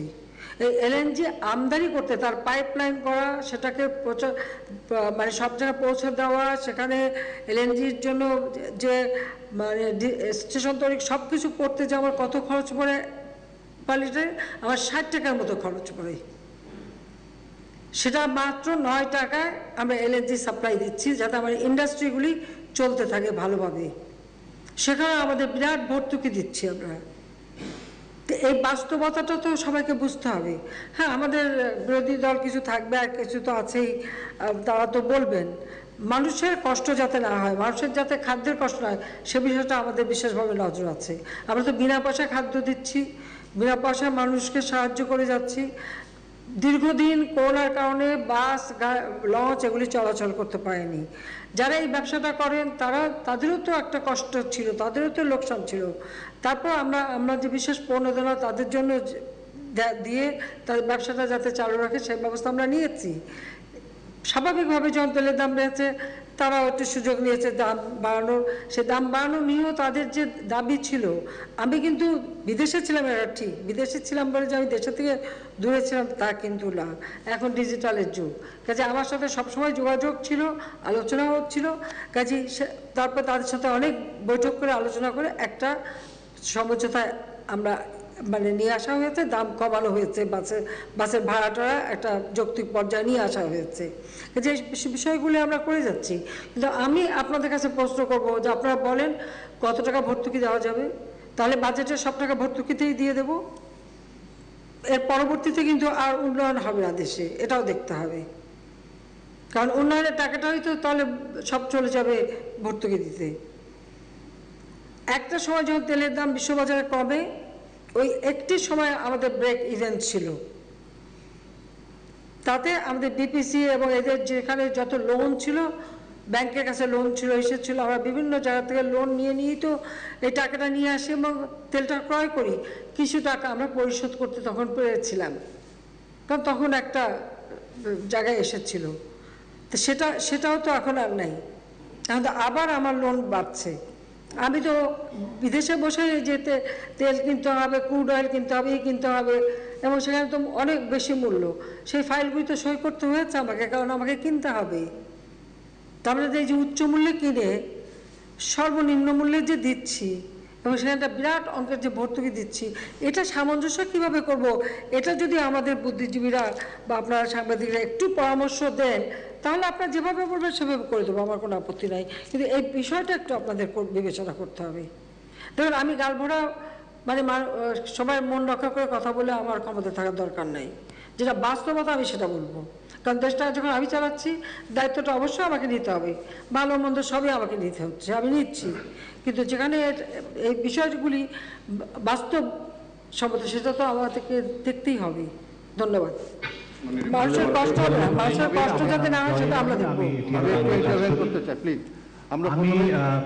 আমি প্রশ্নটি করতে চাই, সেটি হচ্ছে সাম্প্রতিক ইউনিয়ন পরিষদ নির্বাচন নিয়ে। আপনি জানেন যে গত 11 তারিখে দ্বিতীয় দফায় নির্বাচন হয়েছিল ইউনিয়ন পরিষদের, এবং সেই নির্বাচনী সহিংসতায় নির্বাচনের দিন থেকে শুরু করে আগে পরে এখন পর্যন্ত কমপক্ষে 46 জন মানুষের প্রাণহানি ঘটেছে, যেটি খুবই দুঃখজনক। আপনার দলের সাধারণ সম্পাদক সেটি নিয়ে দুঃখ প্রকাশ করেছেন, এবং একজন মন্ত্রী বলেছেন যে নির্বাচনের সময় এরকম একটু ঝগড়াঝাটি হয়েই থাকে। আরেকজন মন্ত্রী বলেছেন যে স্বরাষ্ট্রমন্ত্রী একার পক্ষে এই আইন শৃঙ্খলা রক্ষা দেখা সম্ভব নয়, ওইখানে একজন প্রতিমন্ত্রী দরকার। এরকম নানাজন নানা কথা বলছেন। আর গ্রাম পর্যায়ে আমরা যেটি সাংবাদিক হিসাবে লক্ষ্য করেছি যে আপনার তৃণমূলের আওয়ামী লীগের নেতাকর্মীরাও মনে করে যে দলীয় প্রতীকে নির্বাচন হওয়ার কারণে সহিংসতা বেড়ে গেছে, নির্বাচন পর্যবেক্ষকদেরও সেরকম মত। তো এইরকম বাস্তবতায় স্থানীয় বিশেষ করে ইউনিয়ন পরিষদ নির্বাচন দলীয় প্রতীকেই কন্টিনিউ করবেন কিনা, বা নতুন কোনো চিন্তা করা যায় কিনা সহিংসতা কমানোর জন্য, এটি হচ্ছে একটি প্রশ্ন। আর যেহেতু সুযোগ পাওয়াই গেল, আরেকটি আজকের একটি তাজা প্রশ্ন করতে চাই। সকালে সংসদে আপনি বলেছিলেন যে 2001 সালে বিএনপি ক্ষমতায় আসার পরে তারা র্যাব সৃষ্টি করেছে এবং তারপরেই বাংলাদেশে ক্রস ফায়ার শুরু হয়। এটি খুবই সত্যি কথা, কিন্তু আমরা যতদূর মনে করতে পারি 2008 সালের আপনার যে নির্বাচনী অঙ্গীকার ছিল দিন বদলের সনদ, সেখানে আপনি পরিষ্কার ভাষায় বলেছিলেন আওয়ামী লীগ মহাজোট ক্ষমতায় গেলে বিচার বহির্ভূত হত্যাকাণ্ড বন্ধ করা হবে আইনের শাসন প্রতিষ্ঠার স্বার্থে, এবং প্রধানমন্ত্রী, মন্ত্রিসভার সদস্য এবং সংসদ সদস্য এবং তাদের পরিবারের সদস্যদের উপার্জন এবং আয় ব্যয়ের হিসাব প্রতি বছর জনসমক্ষে প্রকাশ করা হবে। তো ওই সনদের অনেক কিছুই বাস্তবায়িত হয়েছে, কিন্তু এই জায়গাটিতে আমরা কোনো অগ্রগতি দেখিনি। যদি দয়া করে উত্তর দেন কৃতজ্ঞ থাকবো। ধন্যবাদ মাননীয় প্রধানমন্ত্রী। ধন্যবাদ। আপনার প্রশ্নের শেষের থেকেই আসি। আয় ব্যয়ের হিসাব কিন্তু প্রতিবার একেবারে নির্বাচন কমিশনের কাছে প্রত্যেকটা সংসদ সদস্যকে দিতে হয় এবং সেটা কিন্তু দেয়া হচ্ছে। যেহেতু এক জায়গায় দেওয়া হচ্ছে এবং সেটা কিন্তু প্রকাশ হচ্ছে এবং আপনারা জানতে পারছেন, আপনারা লিখছেনও, কাজে এখানে কোনো ঘাটতি নাই। আয় ব্যয়ের হিসাব দেওয়া হবে যেটা বলা হয়েছিল সেটা কিন্তু আমরা রক্ষা করছি। দ্বিতীয়টা আসেন র্যাব সৃষ্টি। হ্যাঁ, এটা তো বাস্তব কথা। বিএনপি 2001-এ যখন 2001-এর 1 অক্টোবরের নির্বাচনের কথা একটু স্মরণ করেন তো, কত মানুষ তখন হত্যা হয়েছিল, কত মেয়ে রেপ হয়েছিল, কত মানুষের হাত কাটা, চোখ তুলে নেওয়া, ঘর বাড়ি দখল, কীরকম সহিংসতা হয়েছিল। আশা করি সে কথাটা ভুলে যাননি। অবশ্য বাঙালি ভুলে যায় খুব তাড়াতাড়ি। 6 ঋতুর দেশ, 2 মাস পর ঋতু বদলালেই তো সব আপনারা ভুলে যান। বাংলাদেশের ইতিহাসে নির্বাচনের সহিংসতা কোন নির্বাচনে কবে না হয়েছে সেটা হলো বাস্তব। তবে এটা ঠিক যে এবার ইউনিয়ন পরিষদ নির্বাচনে সবসময় এর আগেও হয়েছে, এখন হচ্ছে, কিন্তু সেটা হোক, আমরা সেটা চাই না। কারণ এই যে মানে একটা হানাহানি, প্রাণ হারা হবে মানুষ ভোট দিতে, এটা আমরা কখনো আমাদের কাছে গ্রহণযোগ্য না। কিন্তু মুশকিল হচ্ছে এখানে, হ্যাঁ আমরা শুধু চেয়ারম্যানের পদে আমরা প্রতীক দিচ্ছি, কিন্তু সেখানে মেম্বারদেরও ইলেকশন হয়, সেখানে কোনো প্রতীক থাকে না। কিন্তু আপনারা যদি ঘটনাগুলি দেখেন, এই মেম্বারদের মধ্যেও গোলমাল, তাদের মধ্যে মারামারি কাটাকাটি। শুধু যে চেয়ারম্যান প্রতীক দিচ্ছি দেখে সেখানে সংঘাত হচ্ছে তা কিন্তু না। আবার তৃণমূলে এটা হচ্ছে, হয়তো নমিনেশন একজনকে দেওয়া হচ্ছে, আরও অনেকের আকাঙ্ক্ষা থাকে, তারা যায় এবং ইলেকশন তো সবাই করছে। আমরা যেমন আওয়ামী লীগের নামে করছি, বিএনপির নাম ছাড়া করছে, অন্যান্য দলও করছে না তা কিন্তু না, কারণ তার সিদ্ধান্তই রয়েছে তারা দল নিয়ে করবে না। তো সেখানে এই যে হানাহানি মারামারিটা ঠিক কোথায় কোথায় কাদের মধ্যে হচ্ছে সেটা আপনারা দেখেন। আমার দলের ভিতরে যেগুলি হবে আমরা অবশ্যই সেগুলি ব্যবস্থা নেব। শুধু ব্যবস্থা না, আমরা যাদের নমিনেশন দিয়েছি তার বাইরে যারা নির্বাচন করেছে বা যতই ভালো ক্যান্ডিডেট হোক, আমরা কিন্তু বিদ্রোহীদের নমিনেশন দেইনি। আর এবারেও আমরা দেখছি যে বিদ্রোহী হয়েছে, এত বড় একটা দল হবে, কিন্তু আমার দলের কোনো নেতৃত্ব, সেটা ইউনিয়ন পর্যায়ে হোক, ওয়ার্ড পর্যায়ে হোক, উপজেলা পর্যায়ে হোক, জেলা পর্যায়ে হোক, যারাই দলের সিদ্ধান্তের বাইরে কাজ করেছে তাদের বিরুদ্ধে আমরা যথাযথ ব্যবস্থা নেব, সেটা আমরা ছাড়বো না। কিন্তু এর বাইরে যারা এই ধরনের হানাহানি করলো তাদের ব্যাপারে, কারণ তারা যেহেতু দলীয়ভাবে ইলেকশন করেনি দিকে তাদের দলের নামটা আসছে না, সেদিক থেকে তাদের চালাকিটা ভালোই, এটা আমি বলবো। ভালো একটা চালাকি তারা করে নিয়েছে, ইলেকশনও করছে, আবার মারামারিও করছে, আবার উস্কায়ও দিচ্ছে, আবার আমাদের হয়তো বিদ্রোহীকে সমর্থন দিয়ে সেখানে আরও একটা মারামারি বাঁধিয়ে দিচ্ছে, এটা তো হচ্ছে। কাজে সেটাও তো আপনারা খোঁজ করেন যে এই হানাহানিগুলি কোথায় হচ্ছে। কিন্তু এটা ঠিক যে নির্বাচন নিয়ে কোনো রকম প্রাণহানি হোক, এটা আমরাও কখনো এটা চাই না, এটা হওয়া উচিত না। এবং এর জন্য যেখানে যেখানে এ ধরনের ঘটনা ঘটেছে সেখানে যথাযথ ব্যবস্থা অবশ্যই আমরা নিচ্ছি। এবং আমাদের যে নির্বাচনী প্রতিশ্রুতি সেটা কিন্তু আমরা রক্ষা করে যাচ্ছি। এবং আমাদের বলছি যে বিচার বহির্ভূত হত্যা হবে না, সেটা হচ্ছে না। কিন্তু ঘটনাচক্রে কিছু কিছু ঘটনা যখন ঘটে যায় তখন সেটা সাথে সাথে কিন্তু সেটা তদন্ত হয়। এবং এ ধরনের যদি কেউ অন্যায়ভাবে কোনো ঘটনা ঘটছে, সেটা র্যাবই হোক, পুলিশই হোক, যেই হোক, তাদের বিরুদ্ধে কিন্তু ব্যবস্থা নেওয়া হচ্ছে এবং তাদের বিচারও হচ্ছে।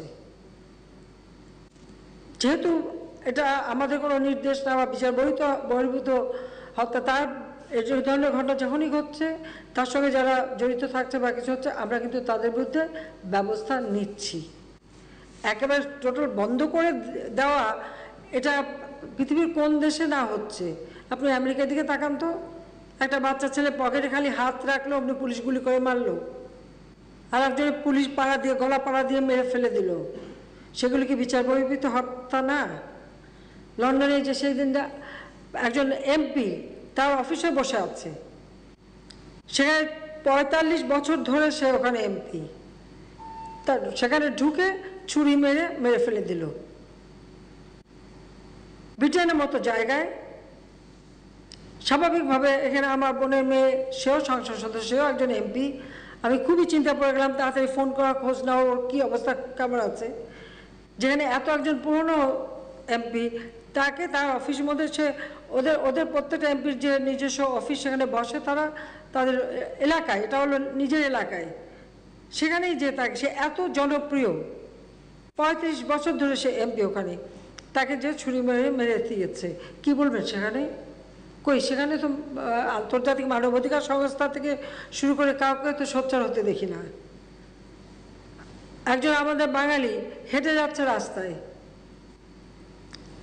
তাকে সরাসরি ছুরি দিয়ে মেরে দিল। আমেরিকার মতো জায়গায় একজন মুক্তিযোদ্ধা বা বেড়াতে গেছেন আত্মীয় বাড়িতে, তিনি একটু মুসলিম মানুষ, তাকে সবাই নিয়ে গেছে মসজিদে, তিনি মসজিদে ইমামতি করেছেন, করে ফিরে আসছেন, সঙ্গে তাকে মেরে ফেলে দেওয়া হলো। তো এই ঘটনাগুলির সঙ্গে আপনারা তুলনা করেন বাংলাদেশের বা আমেরিকার মতো বিশাল দেশ, বাংলাদেশের যে জনসংখ্যা মাত্র তার দ্বিগুণ জনসংখ্যা, এর বেশি না। আর বাংলাদেশ ওদের যে কোনো একটা ছোট্ট রাষ্ট্রের সমান একটা দেশ, তাদের জনসংখ্যার অর্ধেকের বেশি আমাদের এখানে, যেখানে এইরকম একটা ঘন বসতিপূর্ণ জায়গা। তারপরেও আমরা আমাদের আইন শৃঙ্খলা অনেক নিয়ন্ত্রণে রাখতে সক্ষম হয়েছি। তারপরেও ঘটনা যেগুলি ঘটে সাথে সাথে তার ব্যবস্থা কিন্তু নেই। কাজে নির্বাচনী আমাদের প্রতিশ্রুতি বাস্তবায়ন হতে দেখেন না, এ কথাটা বললে ভুল বলবেন। আমার মনে আবার একটু পরে বাকি অবস্থাগুলি দেখে কি কি পদক্ষেপ নিয়েছি সেটার সাথে তুলনা। আমি 21 টেলিভিশন, হ্যাঁ বলেন শুনি। আমি একটা জিনিস জানতে চাচ্ছিলাম, সেটা হচ্ছে যে যুদ্ধ অপরাধী হিসেবে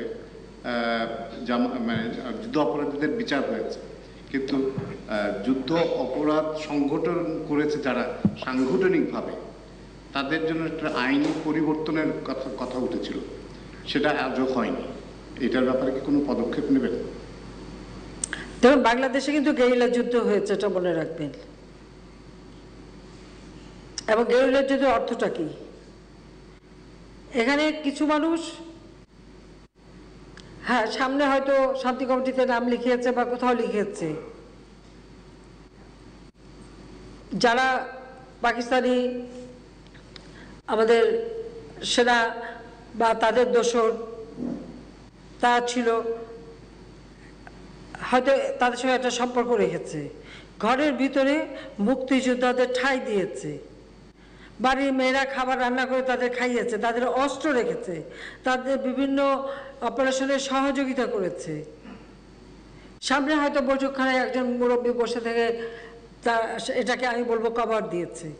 এভাবেই কিন্তু বাংলাদেশের মুক্তিযুদ্ধ হয়েছে।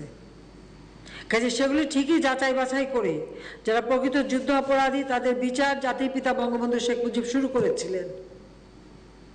ইন্টারন্যাশনাল ট্রাইব্যুনাল গঠন করে সেই বিচার শুরু হয়, কিন্তু জিয়াউর রহমান ক্ষমতায় এসে সেই বিচার বন্ধ করে দিয়ে যে 22,000 যারা সাজাপ্রাপ্ত ছিল এবং অ্যারেস্ট ছিল তাদের সবাইকে মুক্ত করে নিয়ে আসে। যারা যুদ্ধ অপরাধী হিসেবে চিহ্নিত হয়েছিল তাদের নির্বাচন করার ভোটের অধিকার ছিল না, তাদের রাজনৈতিক দল করার অধিকার ছিল না, এবং সংবিধানের 12 অনুচ্ছেদ এবং 38 অনুচ্ছেদ এটা স্পষ্টভাবে ছিল। জিয়াউর রহমান এসে সমস্ত বাতিল করে দেয় এবং ধর্মের নামে রাজনীতি এবং এই যুদ্ধাপরাধীদের ভোটের অধিকার এটা কিন্তু জিয়াউর রহমান দিয়েছিল। যদিও জিয়াউর রহমান তো আপনাদের কাছে অনেক বড় হিরো, অনেক কিছু, একের গণতন্ত্রের প্রবর্তক, এই গণতন্ত্রের প্রবর্তকের কত হত্যাকাণ্ড করেছে আর কি করেছে সেটাও তো বলতে অনেকে ভুলে যান, লজ্জাও পান। কারণ যাই না কি মধু খাইয়েছে সবাইকে নাম বলতে পারবো না, কিন্তু আমি যেটা দেখেছি মানে সে 75 সালের পর থেকে আমি সেই জন্য বলছি। মাননীয় প্রধানমন্ত্রী,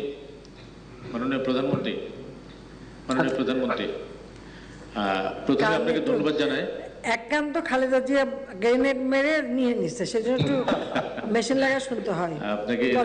আপনাকে ধন্যবাদ জানাই দুটি কারণে, যে জলবায়ু সম্মেলনে বিবিসির মতো সংবাদ সংস্থা আপনাকে one of the top dealer কি বলে ডিল মেকার হিসেবে চিহ্নিত করেছে। এটা আমাদের জন্য আমাদের গুরুত্বপূর্ণ অবস্থানটাকে প্রতিষ্ঠিত করে। আরেকটি হচ্ছে বঙ্গবন্ধুর জন্মশতবার্ষিকীতে আমরা দেশে অনেক কিছু করেছি, কিন্তু ইউনেস্কোর মধ্য দিয়ে বঙ্গবন্ধুর জন্মশতবার্ষিকীর এই যে বিশ্বময় বঙ্গবন্ধুকে ছড়িয়ে দেওয়ার যে উদ্যোগটি, এটিও একটি বড় উদ্যোগ। আমরা ঢাকা বিশ্ববিদ্যালয়ে বঙ্গবন্ধুকে নিয়ে একটি ইনস্টিটিউট করেছি, নিশ্চয়ই আরও এখানে নতুন গবেষণা হবে। এবং আমরা ইতিমধ্যে আলোচনা করেছি যে উগান্ডার যে প্রতিষ্ঠানটি এই পুরস্কারটি পেল, তাদের অভিজ্ঞতাটি বাংলাদেশে আনা যায় কিনা, মানে তারা কেন পুরস্কারটি পেল এটি আমাদের তরুণদের মধ্যে জানানো যায় কিনা, এটি ইতিমধ্যে আমি ওই ইনস্টিটিউটের গভর্নিং বোর্ডে আছি যেহেতু সেখানে আলোচনা করেছি। আপনাকে দুইটি ছোট্ট প্রশ্ন করতে চাই। আপনি লন্ডনে তারেক জিয়া সম্পর্কে অনেক কথা বলেছেন, সেটির পুনরাবৃত্তি চাই না, কিন্তু তারেক জিয়া একটি দলের নেতা বটে, কিন্তু বাংলাদেশের আইনে দণ্ডপ্রাপ্ত আসামি। তাকে বাংলাদেশে ফিরিয়ে আনার কোনো চিন্তা আপনার আছে কিনা, বা আমাদের কোনো উদ্যোগ আছে কিনা? এক। দুই নম্বর হচ্ছে আবার উল্টোটা প্রশ্ন করি যে বাংলাদেশে এখন ব্যাপকভাবে আলোচিত হচ্ছে বেগম খালেদা জিয়া আবার হাসপাতালে, তাকে চিকিৎসার জন্য বিদেশ নেওয়ার পুরো সিদ্ধান্ত নাকি আপনার উপরই ন্যস্ত। এখন তার পরিবারের পক্ষ থেকে বা দলের পক্ষ থেকে এরকম কোনো আবেদন আছে কিনা, এবং সরকার এই বিষয় নিয়ে কিছু ভাবছে কিনা? আর শুধুমাত্র জয় মামুনের প্রশ্নের লেস হিসেবে একটি বলি যে একজন নির্বাচন কমিশনার বলেছেন যে বাংলাদেশে নির্বাচন আইসিইউতে গণতন্ত্র কি বলে লাইফ সাপোর্টে। আপনি যদি সব মিলিয়ে একটু বলেন। ধন্যবাদ। দেখুন, সবথেকে বড় কথা, আচ্ছা বিবিসি যেটা বলেছে সেটা বিবিসি বাংলা, আমি মনে করি যা কিছু অর্জন এটা বাংলাদেশের জনগণেরই প্রাপ্য।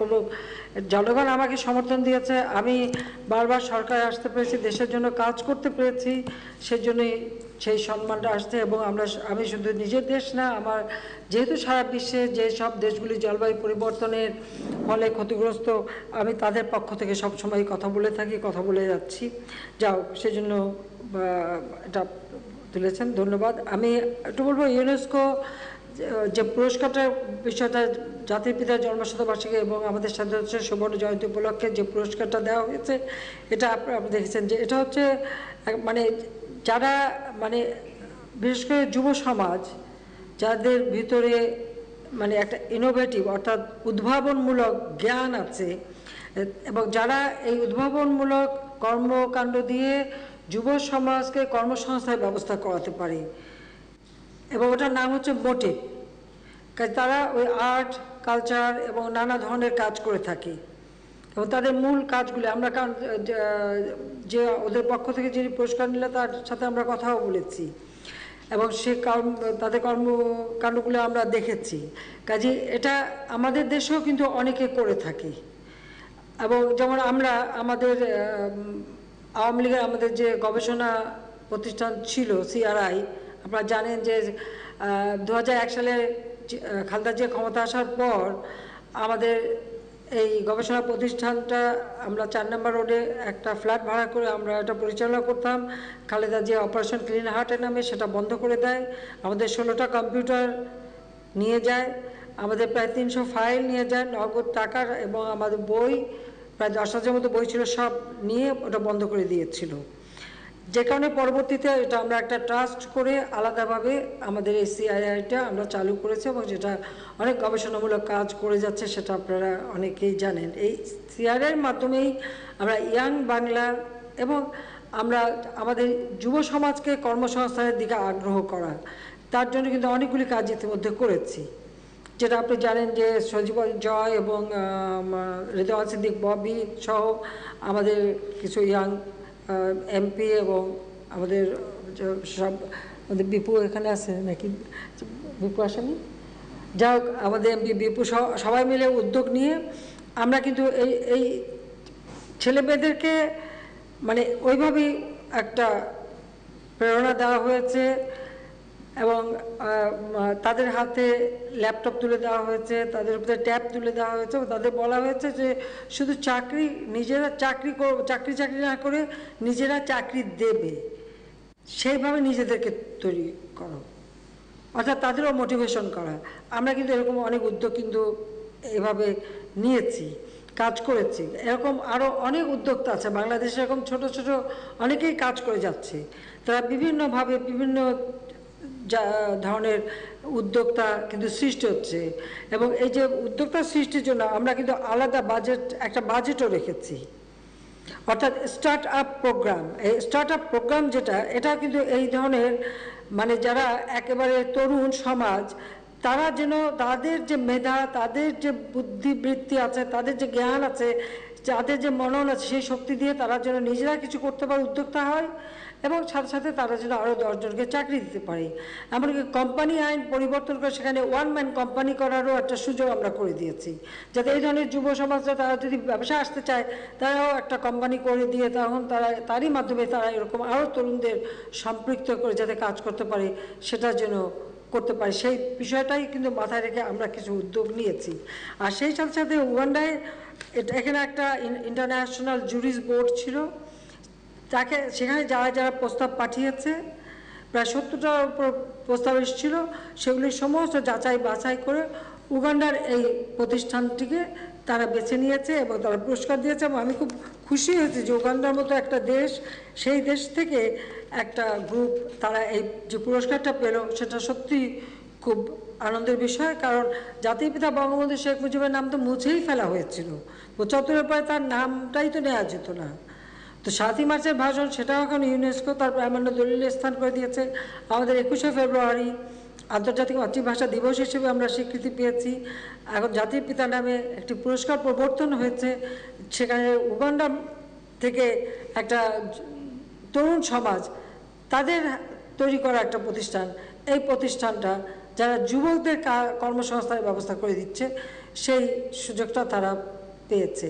তা আমরা নিশ্চয়ই তাদের যে কাজের ধারাটাও আমরা নেব। তাছাড়া আমাদের নিজেদের দেশের ভিতরেও আরও যুব সমাজ এগিয়ে আসুক, ওই একখানা ডিগ্রি নিয়েই চাকরির পিছনে না ছুটে তাদের মেধা জ্ঞান দিয়ে তারা আরও নতুন কিছু করুক, সেটাই আমরা চাই। এবং সেদিকে লক্ষ্য রেখেই কিন্তু আমরা ইতিমধ্যে অনেক ব্যবস্থা নিচ্ছি। আর আপনারা জানেন যে এখন বাংলাদেশ ডিজিটাল বাংলাদেশ, আমরা ডিজিটাল বাংলাদেশ করে দিয়েছি। এটা আমাদেরও কিন্তু 2008-এর নির্বাচন ইশতেহারে আমাদের একটা অঙ্গীকার ছিল, সেটা আজকে বাস্তবায়ন হয়ে গেছে। তো সেই ডিজিটাল বাংলাদেশ হওয়ার ফলে আছে সেখানে এই সুযোগটা আরও বেশি এসেছে যে এই ডিজিটাল ব্যবহার করেই কিন্তু আমাদের অনেক যুবকরা আজকে কাজ করার সুযোগ পাচ্ছে। আমরা ট্রেনিং দিচ্ছি এবং এই ট্রেনিং দিয়ে তারা এখন ফ্রিল্যান্সার হচ্ছে, শুধু নিজের দেশে না বা বিদেশেও তারা কাজ করতে পারছে। এবং তার জন্য একটা অ্যাপস করা হয়েছে যেখানে 9টা ভাষা শেখার সুযোগ আছে।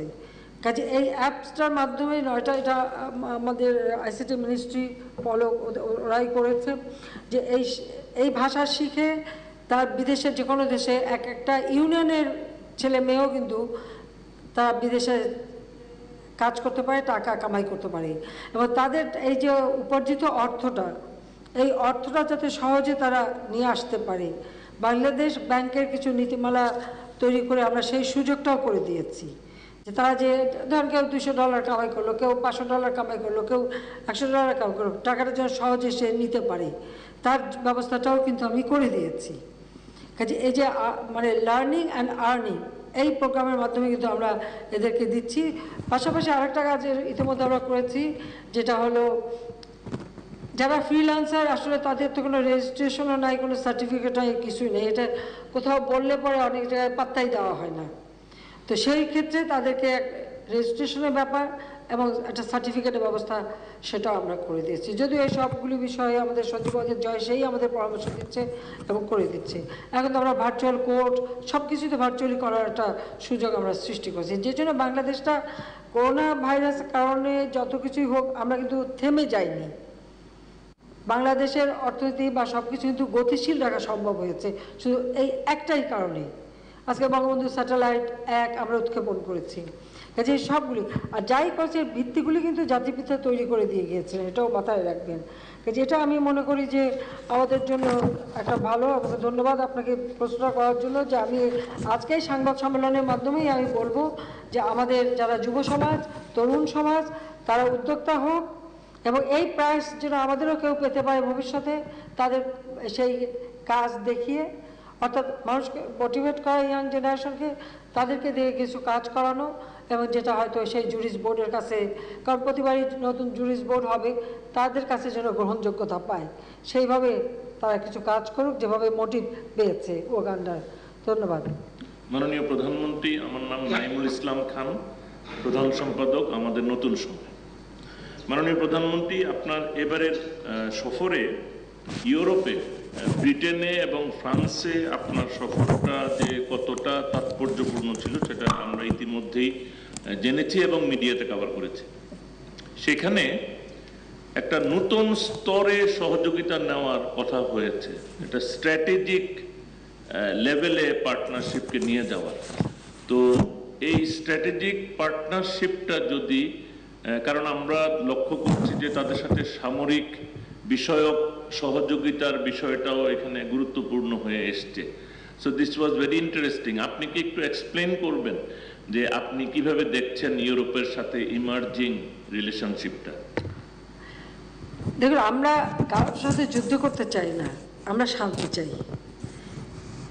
সকলের সাথে বন্ধুত্ব, কারোর সাথে যুদ্ধ না। তারপরেও আমাদের সশস্ত্র বাহিনী, আমাদের পুলিশ, তারা জাতিসংঘ শান্তিরক্ষা মিশনে কাজ করে।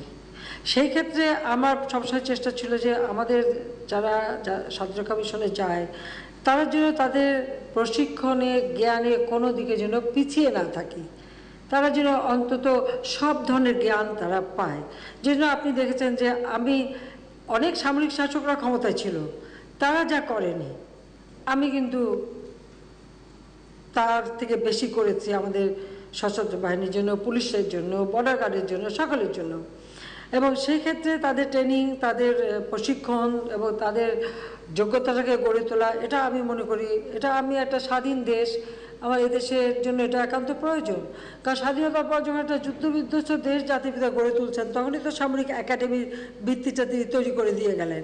এবং তারই কথা ছিল যে একদিন এটা আন্তর্জাতিকভাবে কত মানুষ দেখতে আসবে, এবং সেটা কিন্তু করেছি আমরা। তো সেই ক্ষেত্রে আমরা বিভিন্ন দেশ থেকে আমাদের প্রশিক্ষণের জন্য সরঞ্জাম কিনি কিছু, এটা আমাদের সিম্বলিক, কারণ আমাদের প্রশিক্ষণটা বেশি দরকার এবং সে প্রস্তুতির, স্বাধীনতা সার্বভৌমত্ব রক্ষার একটা প্রস্তুতি দরকার।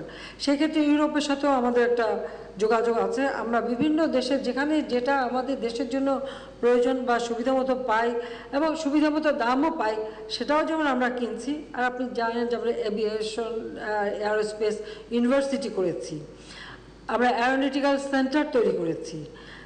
আমাদের শিপইয়ার্ড, যে শিপইয়ার্ড একসময় ওয়ার্ল্ড ব্যাংকের পরামর্শে বিএনপি সরকার বন্ধই করে দিচ্ছিল, ওটা লাভজনক না। আজকে কিন্তু সেই শিপইয়ার্ডে আমাদের কিন্তু শিপ তৈরি হচ্ছে, আমরা এক্সপোর্ট করছি। ড্রাই ডকটা বলতে গেলে একরকম পড়েই ছিল না, লাভজনক ছিল না, সামান্য কিছু মেরামতের কাজই হতো। আমরা সেই ড্রাই ডকটাকে সম্প্রসারণ করে দিচ্ছি, আমরা এখানে জাহাজ তৈরি করছি। পাশাপাশি সেই সাথে সাথে আমাদের কিছু কিছু যুদ্ধ জাহাজ, যেটা সামুদ্রিক এবং আকাশে আমাদের যুদ্ধ বিমান, এগুলি যেমন অ্যারোনটিক্যাল সেন্টারে সেগুলি রিফারবিশ করা, নতুনভাবে করা, এগুলি যেমন করা হচ্ছে। পাশাপাশি আমাদের স্পেস সম্পর্কে গবেষণা দরকার, আর সেই সাথে সাথে আমাদের নিজেদের দেশের জন্য টেকনোলজি আমরা আনতে পারি। তা আমার যে আলোচনা, সে আলোচনায় এই বিষয়টাই ছিল যে খালি জিনিস কেনা বেচা না, টেকনোলজি ট্রান্সফারের ব্যাপারটাও কিন্তু আছে।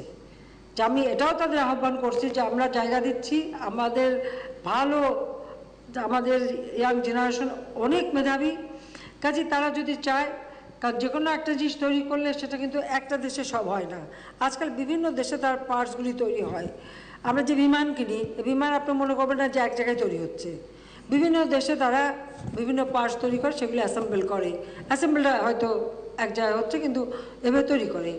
ঠিক যুদ্ধ বিমানের ক্ষেত্রেও তাই, বা যুদ্ধ জাহাজের ব্যাপারে তাই, বা অন্যান্য জাহাজের ব্যাপারে তাই। তা আমাদের একটা সবসময় প্রচেষ্টা যে আমি কিনবো ঠিক আছে, কিন্তু সেই সাথে যেন আমার এখানেও টেকনোলজিটা ট্রান্সফার করা হয়। যেমন কোস্ট গার্ডের জন্য আমরা কয়টা কিনলাম, ওদের জাহাজ কিনলাম, করভেট কিনলাম। আমাদের কথা ছিল তোমরা নিয়ে আসো, 2-3টে তোমরা বানাই দিলে 2টা আবার এখানে বানাতে হবে। তো এইভাবে আলোচনাটা কিন্তু ওই পর্যায়ে যে আমরা শুধু কিনবই না, যাতে আমাদের দেশেও যেন টেকনোলজি ট্রান্সফার হয়, আমাদের দেশের মানুষের জন্য সেই প্রশিক্ষণটা পায়, হাতে কলমে শিখতে পারে, সেটাও যাতে হয়, সেইভাবেই আলোচনাটা হয়েছে এবং স্বাক্ষরটা ওইভাবেই আসছে। মাননীয় প্রধানমন্ত্রী, আমি আমরা জাহাজ বানাবো। নিউজে কাজ করি। মাননীয় আমি জলবায়ু সম্মেলনে কভার করার জন্য গিয়েছিলাম, সেখানে দেখেছি যে জলবায়ু সম্মেলনে অন্যান্য দেশের রাষ্ট্রপ্রধান এবং অন্য দেশের প্রতিনিধিরা আপনাকে কি পরিমাণ প্রশংসা করেছে। বিশেষ করে ভারত, পাকিস্তান, বিভিন্ন দেশের সাংবাদিকরা আমাদের জিজ্ঞাসা করেছে যে তোমার দেশের প্রধানমন্ত্রী তো ব্রিটেনের কাছ থেকে $120 মিলিয়ন শিশু এবং নারীদের জন্য নিয়ে গেল, আমরা তো কিছুই পেলাম না। তো এবং আমি শুধু আপনাকে বলতে চাই যে জলবায়ু অভিযোজন খাতে সর্বশেষ 13টি দেশ যে $233 মিলিয়ন বরাদ্দ করেছে, সেটাকে আমরা যে $120 মিলিয়ন যুক্তরাজ্যের কাছ থেকে পেয়েছি তার অতিরিক্ত এবং তার কত পার্সেন্ট আমরা পেতে পারি, এই ধরনের কোনো আলোচনা আপনার সম্মেলনে হয়েছিল কিনা মাননীয় প্রধানমন্ত্রী? আপনাকে ধন্যবাদ। ফ্রান্স যেটা দেবে সেটা শুধু আমাদেরই দেবে, এটা তো অন্যের সঙ্গে যুক্ত হয়ে না, এটা সরাসরি আমরাই পাবো। ফ্রান্সের সাথে আমাদের সেটাই আলোচনা হয়েছে, সেটা প্রেসিডেন্ট ম্যাক্রন নিজেই বলেছেন। আর হ্যাঁ, প্যারিস ডিক্লারেশনে যে 100 বিলিয়নের কথা বলা ছিল, তাতে আসলে ধনী দেশগুলি হলো কৃপণ। আরেকটি ব্যাপার, ওটা শুধু কৃপণ না, আমি আরেকটাও বলবো যে আপনি এটা মনে করবেন না যে বাংলাদেশে যেমন আমরা এই করোনা সামাল দিয়ে আমাদের অর্থনীতিকে সচল রাখতে পেরেছি, অনেক ধনী দেশ কিন্তু তা পারেনি। হয়তো তারা তাদের স্ট্র্যাটেজি ঠিকভাবে নিতে পারেনি, বা তাদের যখন যে পদক্ষেপ নেওয়ার সেটা নিতে পারেনি হয়তো সেই সব কারণে। আমরা কিন্তু সেক্ষেত্রে পিছিয়ে থাকিনি, যার জন্য আমরা আমাদের অন্তত আমি তো বললাম যে বহু দেশ আপনারা যান এখন দেখবেন হাহাকার, খাবারের অভাব, অনেক ইন্ডাস্ট্রি বন্ধ হয়ে যাচ্ছে, আমরা কিন্তু সব চালু রাখতে সক্ষম হয়েছি, কারণ আমরা শুরু থেকে এই ব্যাপারে খুব সতর্ক ছিলাম। এবং আমি তো প্রথমেই বলছি যে আগে যত মানি ফ্লো, যত বেশি টাকা সরবরাহ করা যায়, অর্থ সরবরাহটা অব্যাহত রাখা, আর সেই সাথে সাথে আমাদের সব কিছুর জন্য সচল থাকে, আর খাদ্য উৎপাদন বাড়ানো। আর জলবায়ু পরিবর্তন আপনারা জানেন যে আমাদের কিন্তু ইতিমধ্যে অনেকগুলি উদ্যোগ নেওয়া আছে বহু আগের থেকে, যখন এই বিষয়টাই আসে নাই, সেই 84 সাল থেকে আওয়ামী লীগ বৃক্ষরোপণ কর্মসূচি করে। এটা কেন করে? আমাদের সবসময় এটাই ছিল যে আমাদের প্রকৃতিকে রক্ষা করতে হবে, কারণ যত বেশি নগরায়ন হবে প্রকৃতির উপরে তত আঘাত আসবে। তা আমাদের কৃষক লীগের মাধ্যমে আমাদের এক একটা কর্মসূচি আমরা এক একটা সহযোগী সংগঠন দিয়ে করাই। তাই কৃষক লীগের মাধ্যমে কৃষক লীগের উপরে দায়িত্ব ছিল যে কৃষক লীগ এই বৃক্ষরোপণ কর্মসূচি করবো, আমরা সবাই গাছ লাগাবো।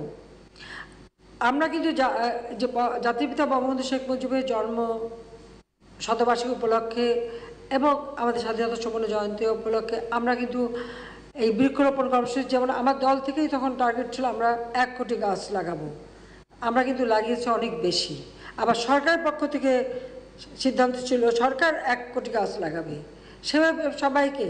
এবং এ পর্যন্ত যতগুলি প্রজেক্ট আমরা নিচ্ছি, প্রত্যেকটা উন্নয়ন প্রজেক্টে কিন্তু আমরা একটা বিষয় খেয়াল রাখি যে আমাদের বৃক্ষরোপণ করতে হবে, বৃষ্টির পানি সংরক্ষণের ব্যবস্থা করতে হবে, সোলার প্যানেল দিতে হবে, এবং আমরা যত কাজ আমরা করি সব জায়গায় এই বৃক্ষরোপণ আর জলাধার সংরক্ষণ সে ব্যবস্থাটা আমরা নিচ্ছি। পাশাপাশি আমাদের সমস্ত নদী, নালা, খাল, বিল, ডোবা, পুকুর যা আছে সবগুলি সংস্কার করা, আর সেখানে পানিটা ধারণ করে রাখা। আর সেই সাথে আমাদের মাটি আছে, আমাদের মানুষ আছে, যেটা জাতির পিতা বলেছেন মাটি আছে মানুষ আছে, তাই দিয়ে তো আমার দেশটা গড়ে তুলব। ঠিক তাই করা হচ্ছে। আমাদের তো মাছ উৎপাদন হচ্ছে, আমাদের ফসল উৎপাদন হচ্ছে, সবই হচ্ছে। জলবায়ু পরিবর্তনের কিন্তু বড় ধনী দেশগুলি কিন্তু সেভাবে করতে পারে নাই। অনেক দেশই এখন খুবই হতাশাগ্রস্ত, খুবই খারাপ অবস্থায় আছে। তবে হয়তো এই এখন করোনা একটু কমে গেছে, হয়তো তারা সেটা ওভারকাম করতে পারবে। কিন্তু আমাদের দাবি সবসময় থাকবে যে আমাদের যে প্রতিশ্রুতি প্যারিস অ্যাগ্রিমেন্টে যেটা করা হয়েছিল 100 বিলিয়ন, সেটা যেন অবশ্যই ভালনারেবল কান্ট্রিগুলি পায়, এবং এটা 50-50 করে হবে। অর্থাৎ আমাদের যে মানে জলবায়ুর হাত থেকে রক্ষা পাওয়া, অভিঘাত থেকে রক্ষা পাওয়া, অর্থাৎ এই যে মিটিগেশন যে এবং অ্যাডাপ্টেশন যে প্রোগ্রাম, এটার জন্য যথাযথভাবে হয় এবং কোনো দেশ জন্য ক্ষতিগ্রস্ত না হয়, সেটার দিকে তাদের দৃষ্টি দিতে হবে।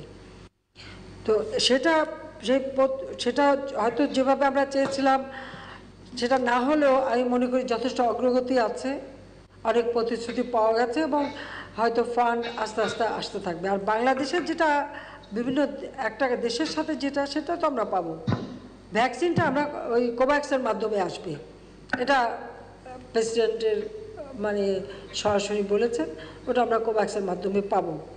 কাজে ভ্যাকসিনও আমাদের কোনো অসুবিধা হবে না। এখনও তো আমরা প্রায় প্রতিদিনই তো আমরা ভ্যাকসিন দিচ্ছি।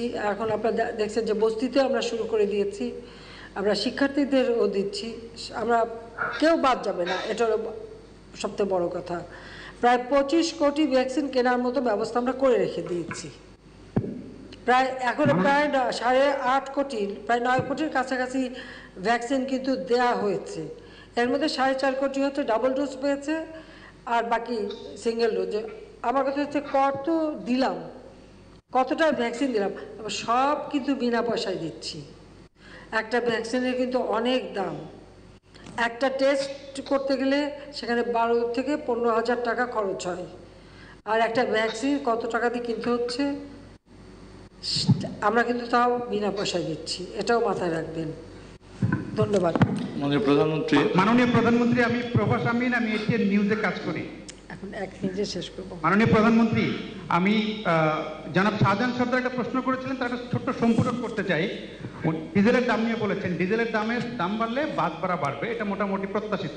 কিন্তু পরিবহন মালিকরা যেভাবে তাৎক্ষণিকভাবে বাস বন্ধ করে দিয়ে গোটা জাতিকে জিম্মি করে 3 দিন জাতিকে জিম্মি করে দাবি আদায় করলো, শাহজাহান ভাই বলছিলেন পরিবহন ধর্মঘট। আসলে কিন্তু কেউ পরিবহন ধর্মঘট ডাকেনি, ওনারা পরিবহন ধর্মঘট ডাকেনি, তারা নিজেরা পরিবহন বন্ধ করে দিয়েছিল।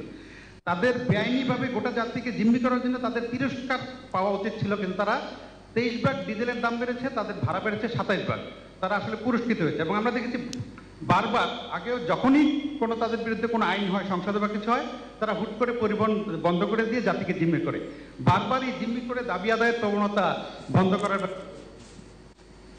আরেকটা ছোট্ট প্রশ্ন, আপনি টিকেট খুব মনোযোগ দিয়ে ফলো করেন, আমরাও করি, কিন্তু এবার T20 বিশ্বকাপে বাংলাদেশের যে পারফরমেন্স, সেটা আমাদের সবাইকে খুব হতাশ করে। যে মানে ক্রিকেটারদের মধ্যে, বোর্ডের মধ্যে অনেক কথা, অনেক কিছু, এটার ব্যাপারে আপনার একটু মন্তব্য জানতে চাই। T20 পারফরমেন্স আমাদের খুব হতাশ করেছে। কেন আপনি এত হতাশ হন কেন? আমি এই হতাশা দেখতে চাই না। কয়েকটা খেলা তো তারা চমৎকার খেলেছে। ক্রিকেট খেলছেন, কখনো মাঠে গেছেন, কখনো ব্যাট বল ধরছেন? ধরেন নাই, সেই জন্য জানেন না। কখনই যে ব্যাটে বলে ঠিক মতো লাগবে আর ছক্কা হবে, এটা সবসময় সব অঙ্কে মেলে না, এটাও বাস্তব কথা। তো হ্যাঁ, তারা যেটা আমরা আশা করেছিলাম হয়নি, বা সেজন্য আমি কিন্তু আমাদের ছেলেপেলেদের কখনো হতাশা করি না। তাদেরকে আমি বলি আরও ভালো খেলো, আরও মনোযোগী হও, আরও প্র্যাকটিস করো। একই তো প্যান্ডামিকের সময় সেরকম হয়নি, মানে করোনার কারণে প্র্যাকটিস করতে পারেনি। আর তারপরে বাংলাদেশ আজকে যে বিশ্বকাপে খেলছে, বেশ কয়েকটি দেশকে হারাতে পারছে, এটাই তো সবচেয়ে বড় কথা। তারা যে খেলতে পেরেছে এবং যেটুকু পেরেছে, আমি চাচ্ছি আরও বেশি তাদেরকে ট্রেনিং করানো, আরও উন্নত খেলা যাতে খেলতে পারে, সেই জন্য। তো কথা এত হতাশ হওয়া তো ঠিক না। এটা আবার আমাদের একটা মানসিক রোগের মতো হয়ে গেছে, সব কিছু একটুতেই হতাশ, আবার একটুতেই উৎফুল্ল। তো বেশি উৎফুল্ল হওয়া ভালো না, আবার বেশি হতাশ হওয়া ভালো না। এটা মাঝে মাঝে ধৈর্য ধরে থাকেন, আগামীতে নিশ্চয়ই ভালো করবে।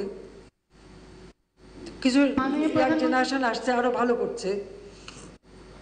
হ্যাঁ বলেন। জি, মাননীয় প্রধানমন্ত্রী, আমি নাসিমা খান মন্টি, সম্পাদক দৈনিক আমাদের নতুন সময়। আমার প্রশ্নটা হচ্ছে, বছর 2 আগে আপনি বিচারকদের একটা অনুষ্ঠানে বলেছিলেন যে পৈতৃক সম্পত্তিতে মেয়েদের সমান অধিকারের জন্য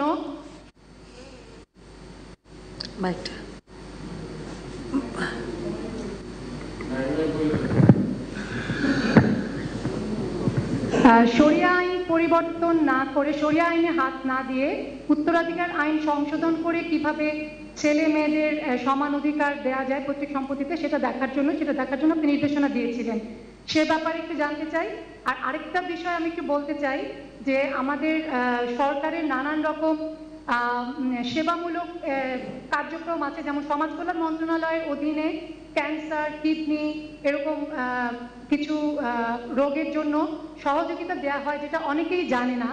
এই ধরনের সেবামূলক কাজগুলোকে যদি আরো বেশি প্রচার করা যায়, মানুষ জানতে পারে, তাহলে এই সেবাটা সহজে নিতে পারে। অনেকে এটা না জানার জন্য এগুলা নিতে পারে না। ধন্যবাদ প্রধানমন্ত্রী। ধন্যবাদ। হ্যাঁ, এটা আমি সবসময় মনে করি যে অনেক সময় দেখা যায় এখন সবাই ছোট পরিবার, কাজেই অনেক সময় দুটো মেয়ে থাকে, তখন এটা প্রায় হয় আসলে মানুষ সম্পত্তির জন্য তো অনেক সময় অন্ধ হয়ে যায়, যে বাপ মরতে পারে না, চাচারা এসে উঠে জুড়ে বসলো, অমনি বের করে দেবে বাড়ি থেকে। এই ধরনের অনেক ঘটনা ঘটে। সেই জন্যই আমি বলেছিলাম যে অন্তত ঠিক আছে, দাদার সম্পত্তিতে সবার ভাগ থাকবে, কিন্তু যেটা নিজের বাবার উপার্জিত সেখানে মেয়ের অধিকারটা অন্তত সম্পত্তিতে তার অধিকারটার জন্য নিশ্চিত করা হয়, তাদেরকে যেন এসে আবার ঠেলে বের করে না দিতে পারে।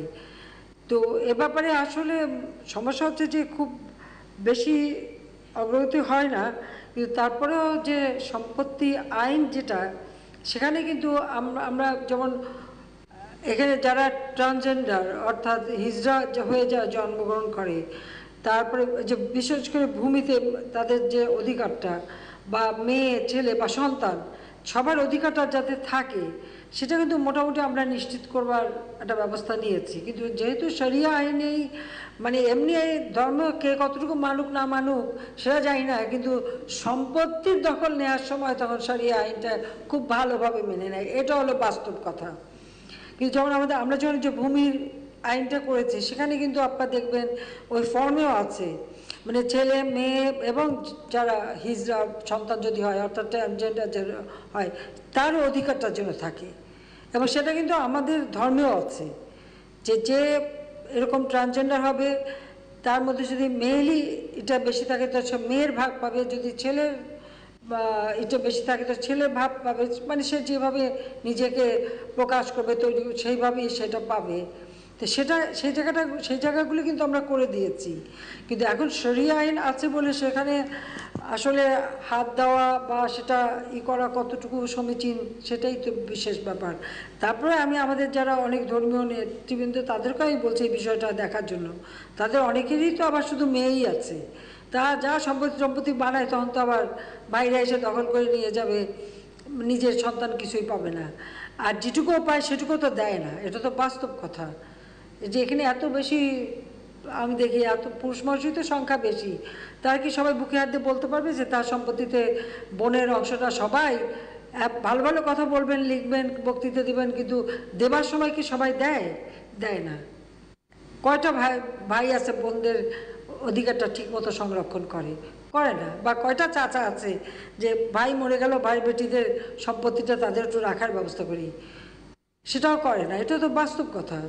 গুলশানে বাড়ি সবই আছে, ধানমন্ডি এক চিলটা বাড়ি, ভাই মরতে পারলো না, 3টে বোন, অমনি বোনের উপরে চর্চা যে তুমি লিখে দাও বা করো, তাদেরকে বের করে দেওয়ার চেষ্টা, এরকম বহু ঘটনা আমি দেখেছি। হ্যাঁ, আমি তাৎক্ষণিক চেষ্টা করছি এগুলি শৈশবে সমাধান করে যাতে পেয়ে যায় যেটুকু আমার হাতে এসেছি। আসলে এটা একটা মানে জাতীয়ভাবে একটা ব্যবস্থা নেওয়া উচিত। প্রধানমন্ত্রী, আমার নাম শাহরিয়ার খান, আমি স্ট্যান্ডার্ডের এক্সিকিউটিভ। অনেকবার আমি চেষ্টা করছি। আমার প্রশ্ন ক্রপ সংক্রান্ত। প্রধানমন্ত্রী, যে আমাদের বাংলাদেশে যে গোল আছে 30 নাগাদ 22% কার্বন এমিশন কমবে,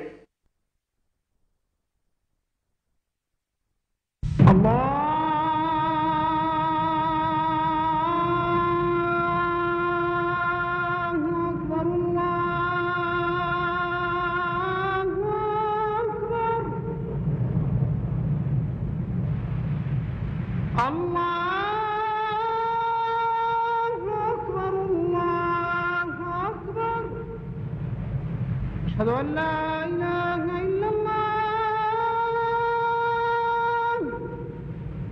أشهد أن لا إله إلا الله أشهد أن محمدا رسول الله أشهد أن محمدا رسول الله حي على الصلاة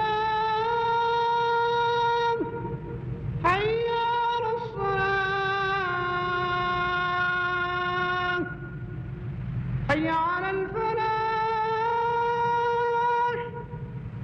حي على الفلاح الله أكبر الله أكبر لا إله إلا الله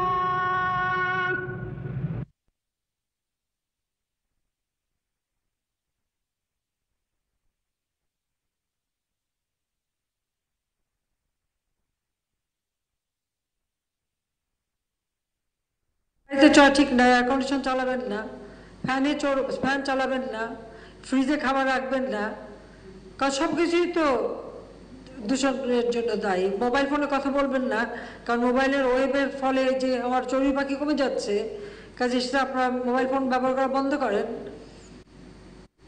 তো আপনারা কোনটা করবেন? যদি বলেন সব বন্ধ করে দিয়ে একেবারে আদিকালে আমরা ফিরে যাই, সেটা ভালো, সেটা ঠিক করে নাকি? যারা এসে মানে পরিবেশ আন্দোলন করে আসার সময় গাড়িতেই আসে, বলার সময় বাইকও ব্যবহার করে, ফোনও ব্যবহার করে, আবার পরিবেশের কথাও বলে। তো তাদের উপর ঠিক করতে হবে কোনটা বলবেন।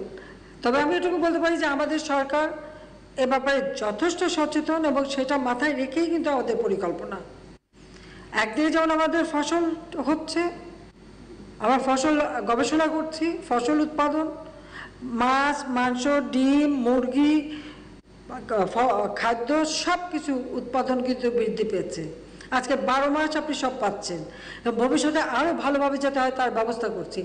আমি নেদারল্যান্ডে নিজে সেখান তাদের বিভিন্ন জায়গা আমরা দেখেছি কীভাবে তারা এই আমাদের তৈরি তরকারি, ফল মূল প্রিজার্ভ করবে, কীভাবে তাদের গ্রিন হাউস কাজ করে। এবং আমাদের কৃষিমন্ত্রী সেখানে গেছেন এবং আমি তাকে নির্দেশ দিয়েছি এভাবে এগুলি দেখতে হবে। কারণ আমাদের যে রপ্তানি আমরা বাড়াচ্ছি সেই ক্ষেত্রটায় একদিকে আইসিটি অর্থাৎ ডিজিটাল ডিভাইস তৈরি করা এবং সেটা রপ্তানি করা এবং সেখানে আমাদের ছেলেমেয়েদেরকেও ট্রেনিং দেওয়া, তাদেরকেও সেভাবে প্রস্তুত করা, পাশাপাশি ডিজিটাল ডিভাইস যাতে হয় এবং এর ক্ষেত্রে যেন আমাদের হাইটেক পার্কগুলিতে আরও বিদেশি বিনিয়োগ আসে তার ব্যবস্থা যেমন আমরা করছি, সেই সাথে সাথে আবার আমাদের ফসল উৎপাদন করা, ফসল সংরক্ষণ করা। ইতিমধ্যে আমরা 2-3টা সাইটগুলো করে ফেলেছি, সান্তাহারে করেছি এবং আরও কয়েকটা, যেখানে আমার যদি অতিরিক্ত ফসল হয় আমি 2-3 বছর প্রিজার্ভ করতে পারবো, সেটা আমরা সেভাবে ব্যবস্থা নিচ্ছি।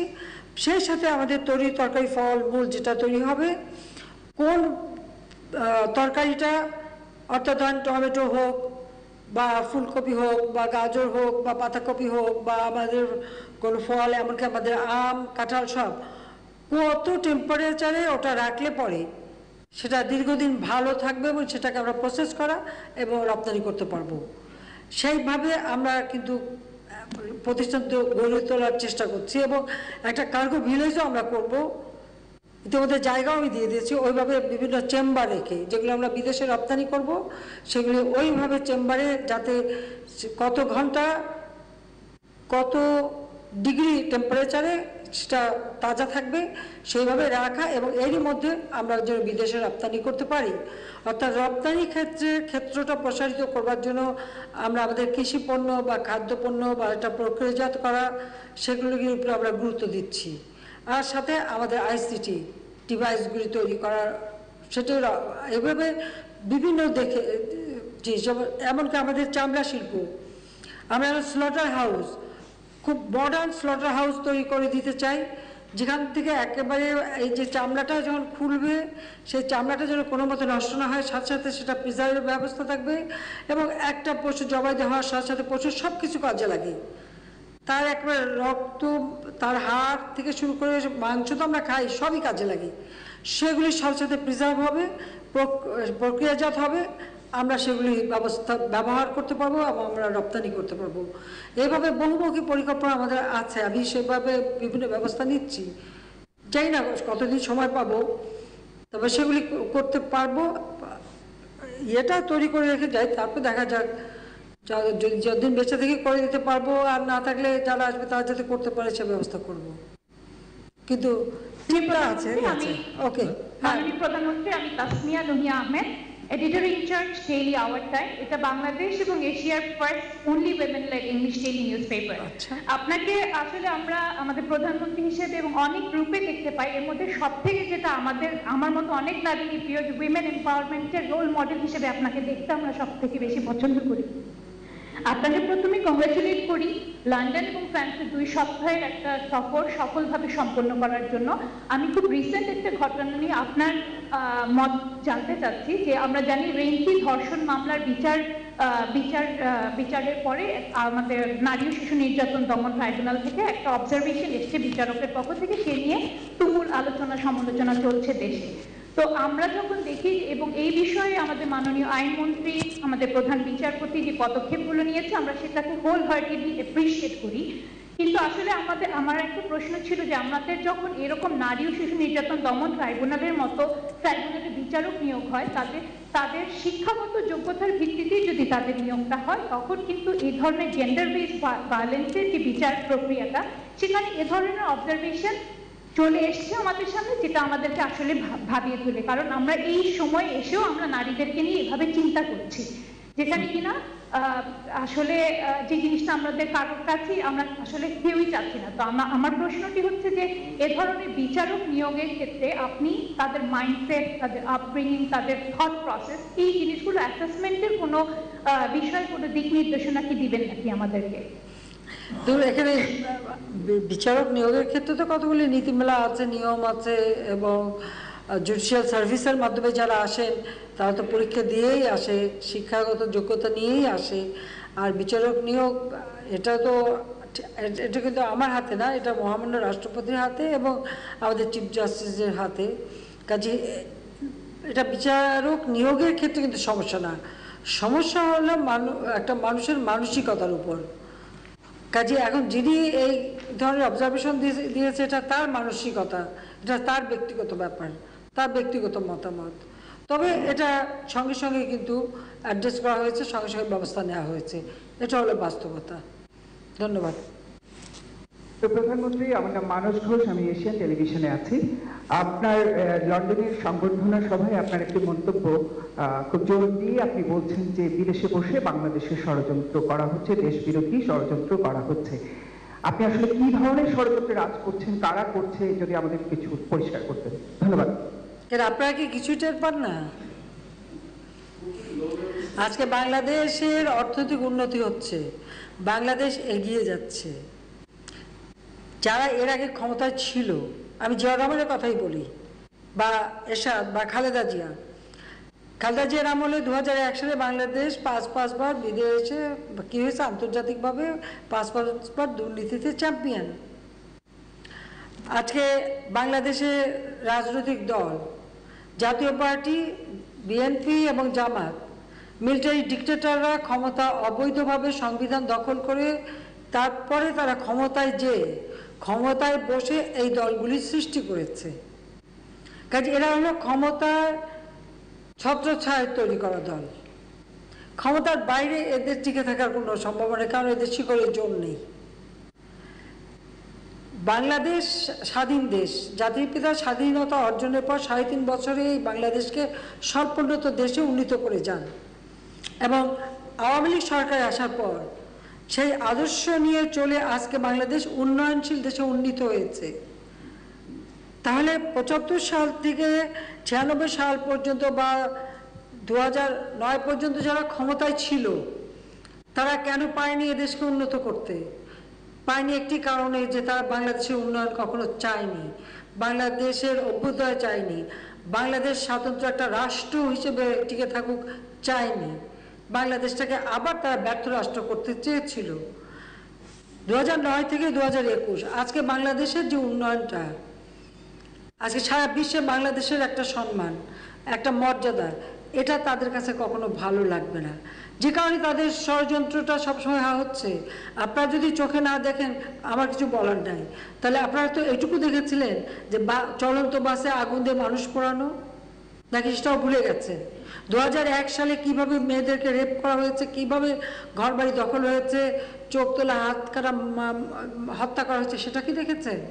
হ্যাঁ, জিয়াউর রহমানের আমলটা হয়তো অনেকে ছোট ছিলেন, দেখতে পাননি, কিন্তু সেই সময় যে মানুষকে যে নির্বিচারে খুন করা হয়েছে, মুক্তিযোদ্ধাদের খুন করা হয়েছে, একটা দেশে যদি 19 বার, মাত্র 4 বছরের মধ্যে যদি 19 বার কু হয়, তো সেটা কি কোনো রাষ্ট্র হিসেবে টিকে থাকতে পারে? সে 19 বার কু হয়েছে এবং প্রত্যেক কুতে সেনাবাহিনীর সদস্য, বিমান বাহিনীর সদস্য এবং রাজনৈতিক নেতা কর্মীদের উপর অত্যাচার হয়েছে। আমাদের দেশে আপনারা দেখেছেন কোথায় ময়মনসিংহ বোমা পড়লো, আমাদের ঢাকায় সেই মুনতাসির মামুন থেকে শুরু করে সবাই আসামি করে তাদেরকে টর্চার করা হলো। সেগুলো কি মনে আছে? সেগুলো কি চোখে দেখেছেন? তো যারা এইভাবে অত্যাচার নির্যাতন করে এবং তেল আর গ্যাস বিক্রি বিশৃঙ্খলা দিয়ে ক্ষমতা এসে দুর্নীতিতে চ্যাম্পিয়ন করে, তারপরে এতিমের অর্থ আত্মসাৎ করে, গ্রেনেড হামলা করে, আমাকে হত্যার চেষ্টা করে, বা 10টা অস্ত্র চোরাকারবারি মামলায় আসামি হয়ে সাজাপ্রাপ্ত হয়ে ফিউজিটিভ হয়ে বিদেশে রয়েছে, তাদের তো প্রচেষ্টা থাকবেই যে বাংলাদেশ সবসময় ব্যর্থ হোক, বাংলাদেশ সবসময় একটা গোলমাল লেগেই থাকুক, এবং চেষ্টা তো তাদের মধ্যে প্রতিনিয়ত করে যাচ্ছে, প্রতিনিয়ত করে যাচ্ছে। এদেশে জঙ্গিবাদের সৃষ্টি কে করেছে? কখন হয়েছে? বাংলা ভাই কখন সৃষ্টি হয়েছে? বাংলা ভাই মিছিল করে, পুলিশ পাহারা দেয়, এটা তো বিএনপির আমলেই। আমরা আসার পর এগুলি দমন করেছি, এগুলিকে আমরা নিয়ন্ত্রণ করেছি, আমরা বিভিন্নভাবে এটা নিয়ন্ত্রণ করে দেশে একটা শান্তিপূর্ণ অবস্থা, উন্নয়ন যাতে হয় সেটাই করে যাচ্ছি। এখন তাদের প্রচেষ্টা থাকবে, আমি জানি সেটা, যে তারা ইলেকশন করে না, কি ইলেকশন নিয়ে প্রশ্ন তোলে। এরা ইলেকশন নিয়ে প্রশ্ন তোলে কিভাবে? জিয়াউর রহমান কি ইলেকশন করেছিল? 77 সালে তার হ্যাঁ না ভোট, 78 সালে তার রাষ্ট্রপতি নির্বাচন, বা 69 সালে তার যে সংসদ নির্বাচন, সেটা কি কোনো নির্বাচন ছিল? বা 81 সালে রাষ্ট্রপতি নির্বাচনের কথাই তো স্মরণ করেন। আজকে মানুষ হত্যা বলছেন, সেই 81 সালে রাষ্ট্রপতি নির্বাচনে কতজন হত্যা হয়েছিল, কত মানুষের ঘর বাড়ি পুড়িয়েছিল, এত তাড়াতাড়ি ভুলে গেলে চলবে? সবাই এত তাড়াতাড়ি ভুলে গেলে কি করে চলে? তা এখনও তাদের ইচ্ছা, তারা 2014 ইলেকশন করবে না। ইলেকশন করবে কিভাবে? ইলেকশন করতে হলে যে সাংগঠনিক শক্তি দরকার হয় বা জনসমর্থন দরকার হয়, সেটা যখন নাই, তখন তারা ওই আমরা করব না, মানি না বলে নিজেদের দৈন্যতাটাই প্রকাশ করে। এখনো ইউপি ইলেকশনে বলে দিল তা কি তাদের মানে সিম্বল দিয়ে ইলেকশন করবে না, কিন্তু কেউ এমনি করতে চাইলে করতে পারে। কেন? তা জানে যে আওয়ামী লীগ তৃণমূল পর্যায় পর্যন্ত এমনভাবে উন্নয়নটা করেছে, আর সাধারণ মানুষ আওয়ামী লীগকে ভোট দেয়, আওয়ামী লীগকেই চায়। এখন কিভাবে ক্ষমতা থেকে সরাবে? গ্রেনেড হামলা করে পারল না, সেই 74 কেজি বোমা ফিট করার পরেও বেঁচে গেলাম, সরাসরি গুলি করলো কত দফা, সে তো এত দফা এখন বলতে গেলে অনেক সময় লাগবে, বারবার তো আমি ভুক্তভোগী, তাতেও পারলো না। আমি যাচ্ছি সে কলাবতে, সামনে বাস আটকে দিয়ে আমার গাড়ি আটকে, গাড়ি আক্রমণ, সেখানেও মারতে পারলো না। তো এতবার চেষ্টা করলেও সফল হতে পারলো না। তো তাদের তো এই চেষ্টা অব্যাহত থাকবেই, কারণ সেটাই তারা করে যাচ্ছে, সেটাই তারা করবে, এটাই তাদের চরিত্র। তারা ক্ষমতায় আসছে অস্ত্রের মাধ্যমে, ক্ষমতায় আসছে বন্দুকের জোরে, এবং তাদের সৃষ্টি ওখান থেকে, ওই বন্দুকের নল দিয়েই সৃষ্টি, অবৈধ ক্ষমতার থেকে সৃষ্টি। তো এখন লন্ডনে বসে ফিউজিটিভ হয়ে নানা ধরনের এই বাংলাদেশের ভিতরে, একদিকে বাংলাদেশের ভাবমূর্তি নষ্ট করা, আর আমাদের তো কিছু লোক থাকে পয়সা পেয়ে ভাড়া খেটে যতবার বাংলাদেশের বিরুদ্ধে অপপ্রচার চালাতেই থাকে, কারণ এখানে পয়সা মানি ম্যাটার্স, অত বড় অঙ্ক পেলে, কারণ এরা তো টাকা পয়সা সব যেভাবে বাংলাদেশ সব অর্থ তো চুরি করে নিয়ে বিদেশে আয়েসে দিন কাটাচ্ছে। সামান্য কিছু টাকা আমরা উদ্ধার করে এনেছি, সেটা খালদা জিয়ার এক ছেলের টাকা, আর বাকিও তো আছে, এবং তারা ওখানে ভালোভাবে সেগুলি ব্যবহার করছে। ব্যবহার বাংলাদেশের মধ্যে কীভাবে গোলমালটা পাকাবে? আজকে এখানে বোমা হামলা, কালকে ওখানে মন্দির ভাঙা, কালকে সেখানে মন্দিরের উপরে কোরআন শরীফ রাখা, সব কিছুই তো কারা নিয়ন্ত্রণ করে, কোত্থেকে আসে? এটা তো তদন্তে বের হচ্ছে। এখন তো ডিজিটাল বাংলাদেশ সাথে একটা সুবিধা আছে, সিসি ক্যামেরা দিয়ে তো বের করা হয়েছে যে কোথা থেকে, এবং আরও তথ্য বের হবে। তারপর সেগুলি দেখেন। আর সাংবাদিকরা যদি প্রশ্ন করেন তো ষড়যন্ত্র কোথায়, তার যাবো কোথায়? তো আপনাদেরও বের করা উচিত। আপনারা কি চান, যে দেশে ইলেকশন না হোক, এদেশে ইলেকশন প্রশ্নবিদ্ধ থাক, এদেশে এই যে উন্নয়নগুলির কাজ থমকে যাক? থমকে যে যায় সেটা তো দেখেছেন। 96 থেকে 2001 পর্যন্ত যা করেছিলাম সব থেমে গিয়েছিল। জাতির পিতা স্বাধীনতার পর 75 পর্যন্ত যতটুকু এগিয়ে নিয়ে গিয়েছিল, বাংলাদেশ পিছিয়ে গেছে। 96 সালে 1500 মেগাওয়াট বিদ্যুৎ থেকে যখন 4000 মেগাওয়াট করলাম, সেটা কমে দাঁড়ালো আবার 3200-তে। এখন 24,000 মেগাওয়াট বিদ্যুৎ উৎপাদন। আমাদের যা চাহিদা তার থেকে বেশি সবসময় আমরা রাখি, কারণ অনেক সময় অনেকগুলি রিফার্বিশ করতে হয়, সেগুলি মেরামত করতে হয়, সেজন্য। এবং আমাদের তো টার্গেট আছে যে আমরা তো একটা দীর্ঘমেয়াদী পরিকল্পনা দিয়েছি যে বাংলাদেশ এসডিজি যেমন বাস্তবায়ন করবে 2030 সালের 41 সালের মধ্যে বাংলাদেশ, এখন আমরা উন্নয়নশীল দেশ হয়েছি, 41 সালের মধ্যে বাংলাদেশ উন্নত দেশ হবে। ডেল্টা প্ল্যান করে দিয়েছে 100 বছরের, যাতে এই বাংলাদেশ বদ্বীপ কোনো মতে যেন ক্ষতিগ্রস্ত না হয়, প্রজন্মের পর প্রজন্ম যেন সুন্দরভাবে বাঁচতে পারে। তো এই কাজগুলি আগে তো কেউ করেনি। তো এখন এটা হলে পরে এই স্বাধীনতা, স্বাধীন দেশ, আজকে সারা বিশ্বে সম্মান, এটাই তো তাদের মনোকষ্ট। তো ষড়যন্ত্র তো তারা করছে। এখন আপনারা না দেখলে আমার কিছু বলার নাই। আমার চোখে যা দেখি আমি সেটা বলি। আপনি যদি এক মিনিট, কেউ থাকে চোখ থাকিতে অন্ধ, কান থাকিতে বধির, আমার কিছু বলার নাই। মাননীয় প্রধানমন্ত্রী, আমি একটা প্রশ্ন করছি। কয়জন বলবে? একজন একজন বলেন। আমি একটু শেষ করে নিচ্ছি, একটু দূরের থেকে বলুক না ভাই। মাননীয় প্রধানমন্ত্রী, আমি মাহমুদ আল ফয়সাল, আমি মাইটিভিতে কাজ করি। আপনার কাছে আমার এখন সর্বশেষ আপনি যে বক্তব্যটি রাখলেন তার আলোকেই প্রশ্ন। প্রধান বিরোধী দল হিসেবে রাজপথের আমরা বলি, সেই বিএনপি এরই মধ্যে বলেছে যে আগামী নির্বাচন নিয়ে সরকারের সঙ্গে কোনো ধরনের আলোচনায় তারা অংশ নেবে না। এখন সংসদের বিরোধী দল হিসেবে জাতীয় পার্টি, সেই হিসাবে ঠিক আছে, তাদের পক্ষ থেকে এই ইস্যুতে কোনো বক্তব্য নেই, কিন্তু আমরা একটা অংশগ্রহণমূলক নির্বাচন, আগামী নির্বাচন দেখতে চাই। এই অংশগ্রহণ নির্বাচন করবার জন্য আপনার সরকারের পক্ষ থেকে বিরোধী দলের সঙ্গে কোনো সংলাপের উদ্যোগ নেবেন কিনা, এটি হচ্ছে প্রথম প্রশ্ন। আরেকটি বিষয় আপনাকে বলি, মঞ্জুরুল হাসান বুলবুল তিনি আপনাকে একটি প্রশ্ন করেছিলেন, তার একটি অংশ হচ্ছে যে সাবেক প্রধানমন্ত্রী এবং সাবেক বিরোধী দলীয় নেত্রী বিএনপি চেয়ারপারসন খালেদা জিয়া, তার ট্রিটমেন্টের যে বিষয়টি এখন ব্যাপক আলোচিত হচ্ছে, এ বিষয়ে আপনি বিশেষ কোনো পদক্ষেপ গ্রহণ করবেন কিনা, এ দুটি প্রশ্ন। আমার কাছে চান কিভাবে বলেন তো? খালেদা জিয়াকে যে কারাগার থেকে বাসায় থাকতে দিচ্ছি, চিকিৎসা করতেছি, এটাই কি বেশি না? আপনাকে যদি কেউ হত্যা করার চেষ্টা করতো, আপনি কি তাকে গলায় ফুলের মালা দিয়ে নিয়ে আসতেন? বলেন আমাকে। বা আপনার পরিবারকে কেউ যদি হত্যা করতো, আর সেই হত্যাকারীকে যদি কেউ বিচার না করে, পুরস্কৃত করে বিভিন্ন দূতাবাসে চাকরি দিত, তাদের জন্য আপনি কি করতেন?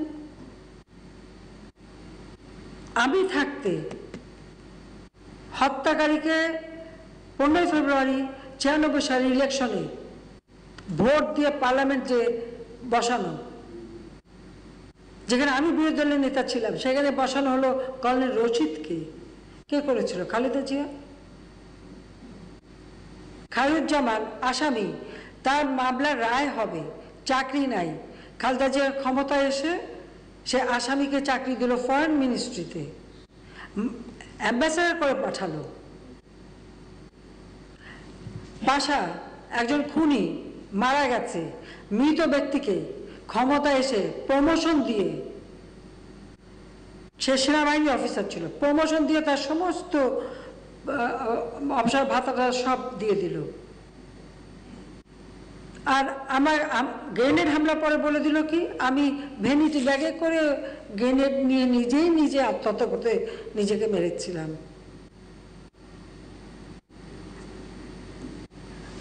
কোটালীপাড়া বোমা যখন পোতে, তার আগে তার বক্তৃতা কি ছিল? শেখ হাসিনা বিরোধী প্রধানমন্ত্রী তো দূরের কথা, কোনোদিন বিরোধী দলের নেতাও হতে পারবে না, সেই কথাই বলেছিল। ভেবেছিল তো মরেই তো যাবো, রাখে আল্লাহ মারে কে, আর মারে আল্লাহ রাখে কে। এখন আমার বেলায় সেটা হচ্ছে যে রাখি আল্লাহ মারে কে, তো সেখানে তারপরেও আবার খালেদা জিয়ার জন্য এত দয়া দেখাতে আমাকে বলেন, আপনাদের তো কেউ এই প্রশ্ন করলে আমার মনে হয় আপনাদের একটু লজ্জা হওয়া উচিত এই ধরনের কথা আমাকে বলার, যারা আমার বাপ মা ভাই আমার ছোট রাসেলকে পর্যন্ত হত্যা করিয়েছে, তারপরেও আমরা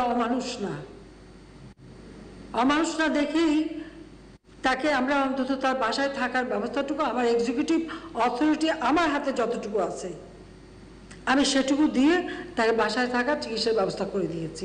বাকিটা আইনগত ব্যাপার। তারপর দুর্নীতি করে করে এই দেশটাকে একেবারে ধ্বংসের দিকে নিয়ে গেছে। প্লেন হামলা পরে আমরা এতজন আহত, আমাদের 22 জন মানুষ মারা গেছে, একদিন পার্লামেন্টে সেটার উপরে আলোচনা করতে দেয়নি, আমরা এই বিষয়টা নিয়ে আলোচনা করতে পারিনি। এত বড় অমানবিক যে তাকেও আমি মানবতা দেখিয়েছি, আমার হাতে যেটুকু পাওয়ার সেটুকু আমি দেখিয়েছি। আর কত চান আমাকে বলেন। এখন সে অসুস্থ, ওই যেমন বলবো না রাখে আল্লাহ মারকে মারি আল্লাহ রাখে কে, সেটাই মনে করে বসে থাকেন। এখানে আমার কিছু করার নেই, আমার যেটা করা ছিল আমি করেছি, এটা আইনের ব্যাপার। আর না আমি এটা শেষ করো। মাননীয় প্রধানমন্ত্রী, আমি মাইনুল হোসেন পিন্নু, মোহনা টেলিভিশনে কাজ করি। আমি আর প্রশ্ন উত্তর দেবো না, ধন্যবাদ আপনাদের সবাইকে। মানুষ এত নিষ্ঠুর আর এত অমানবিক হলে কাদের জন্য খাটি।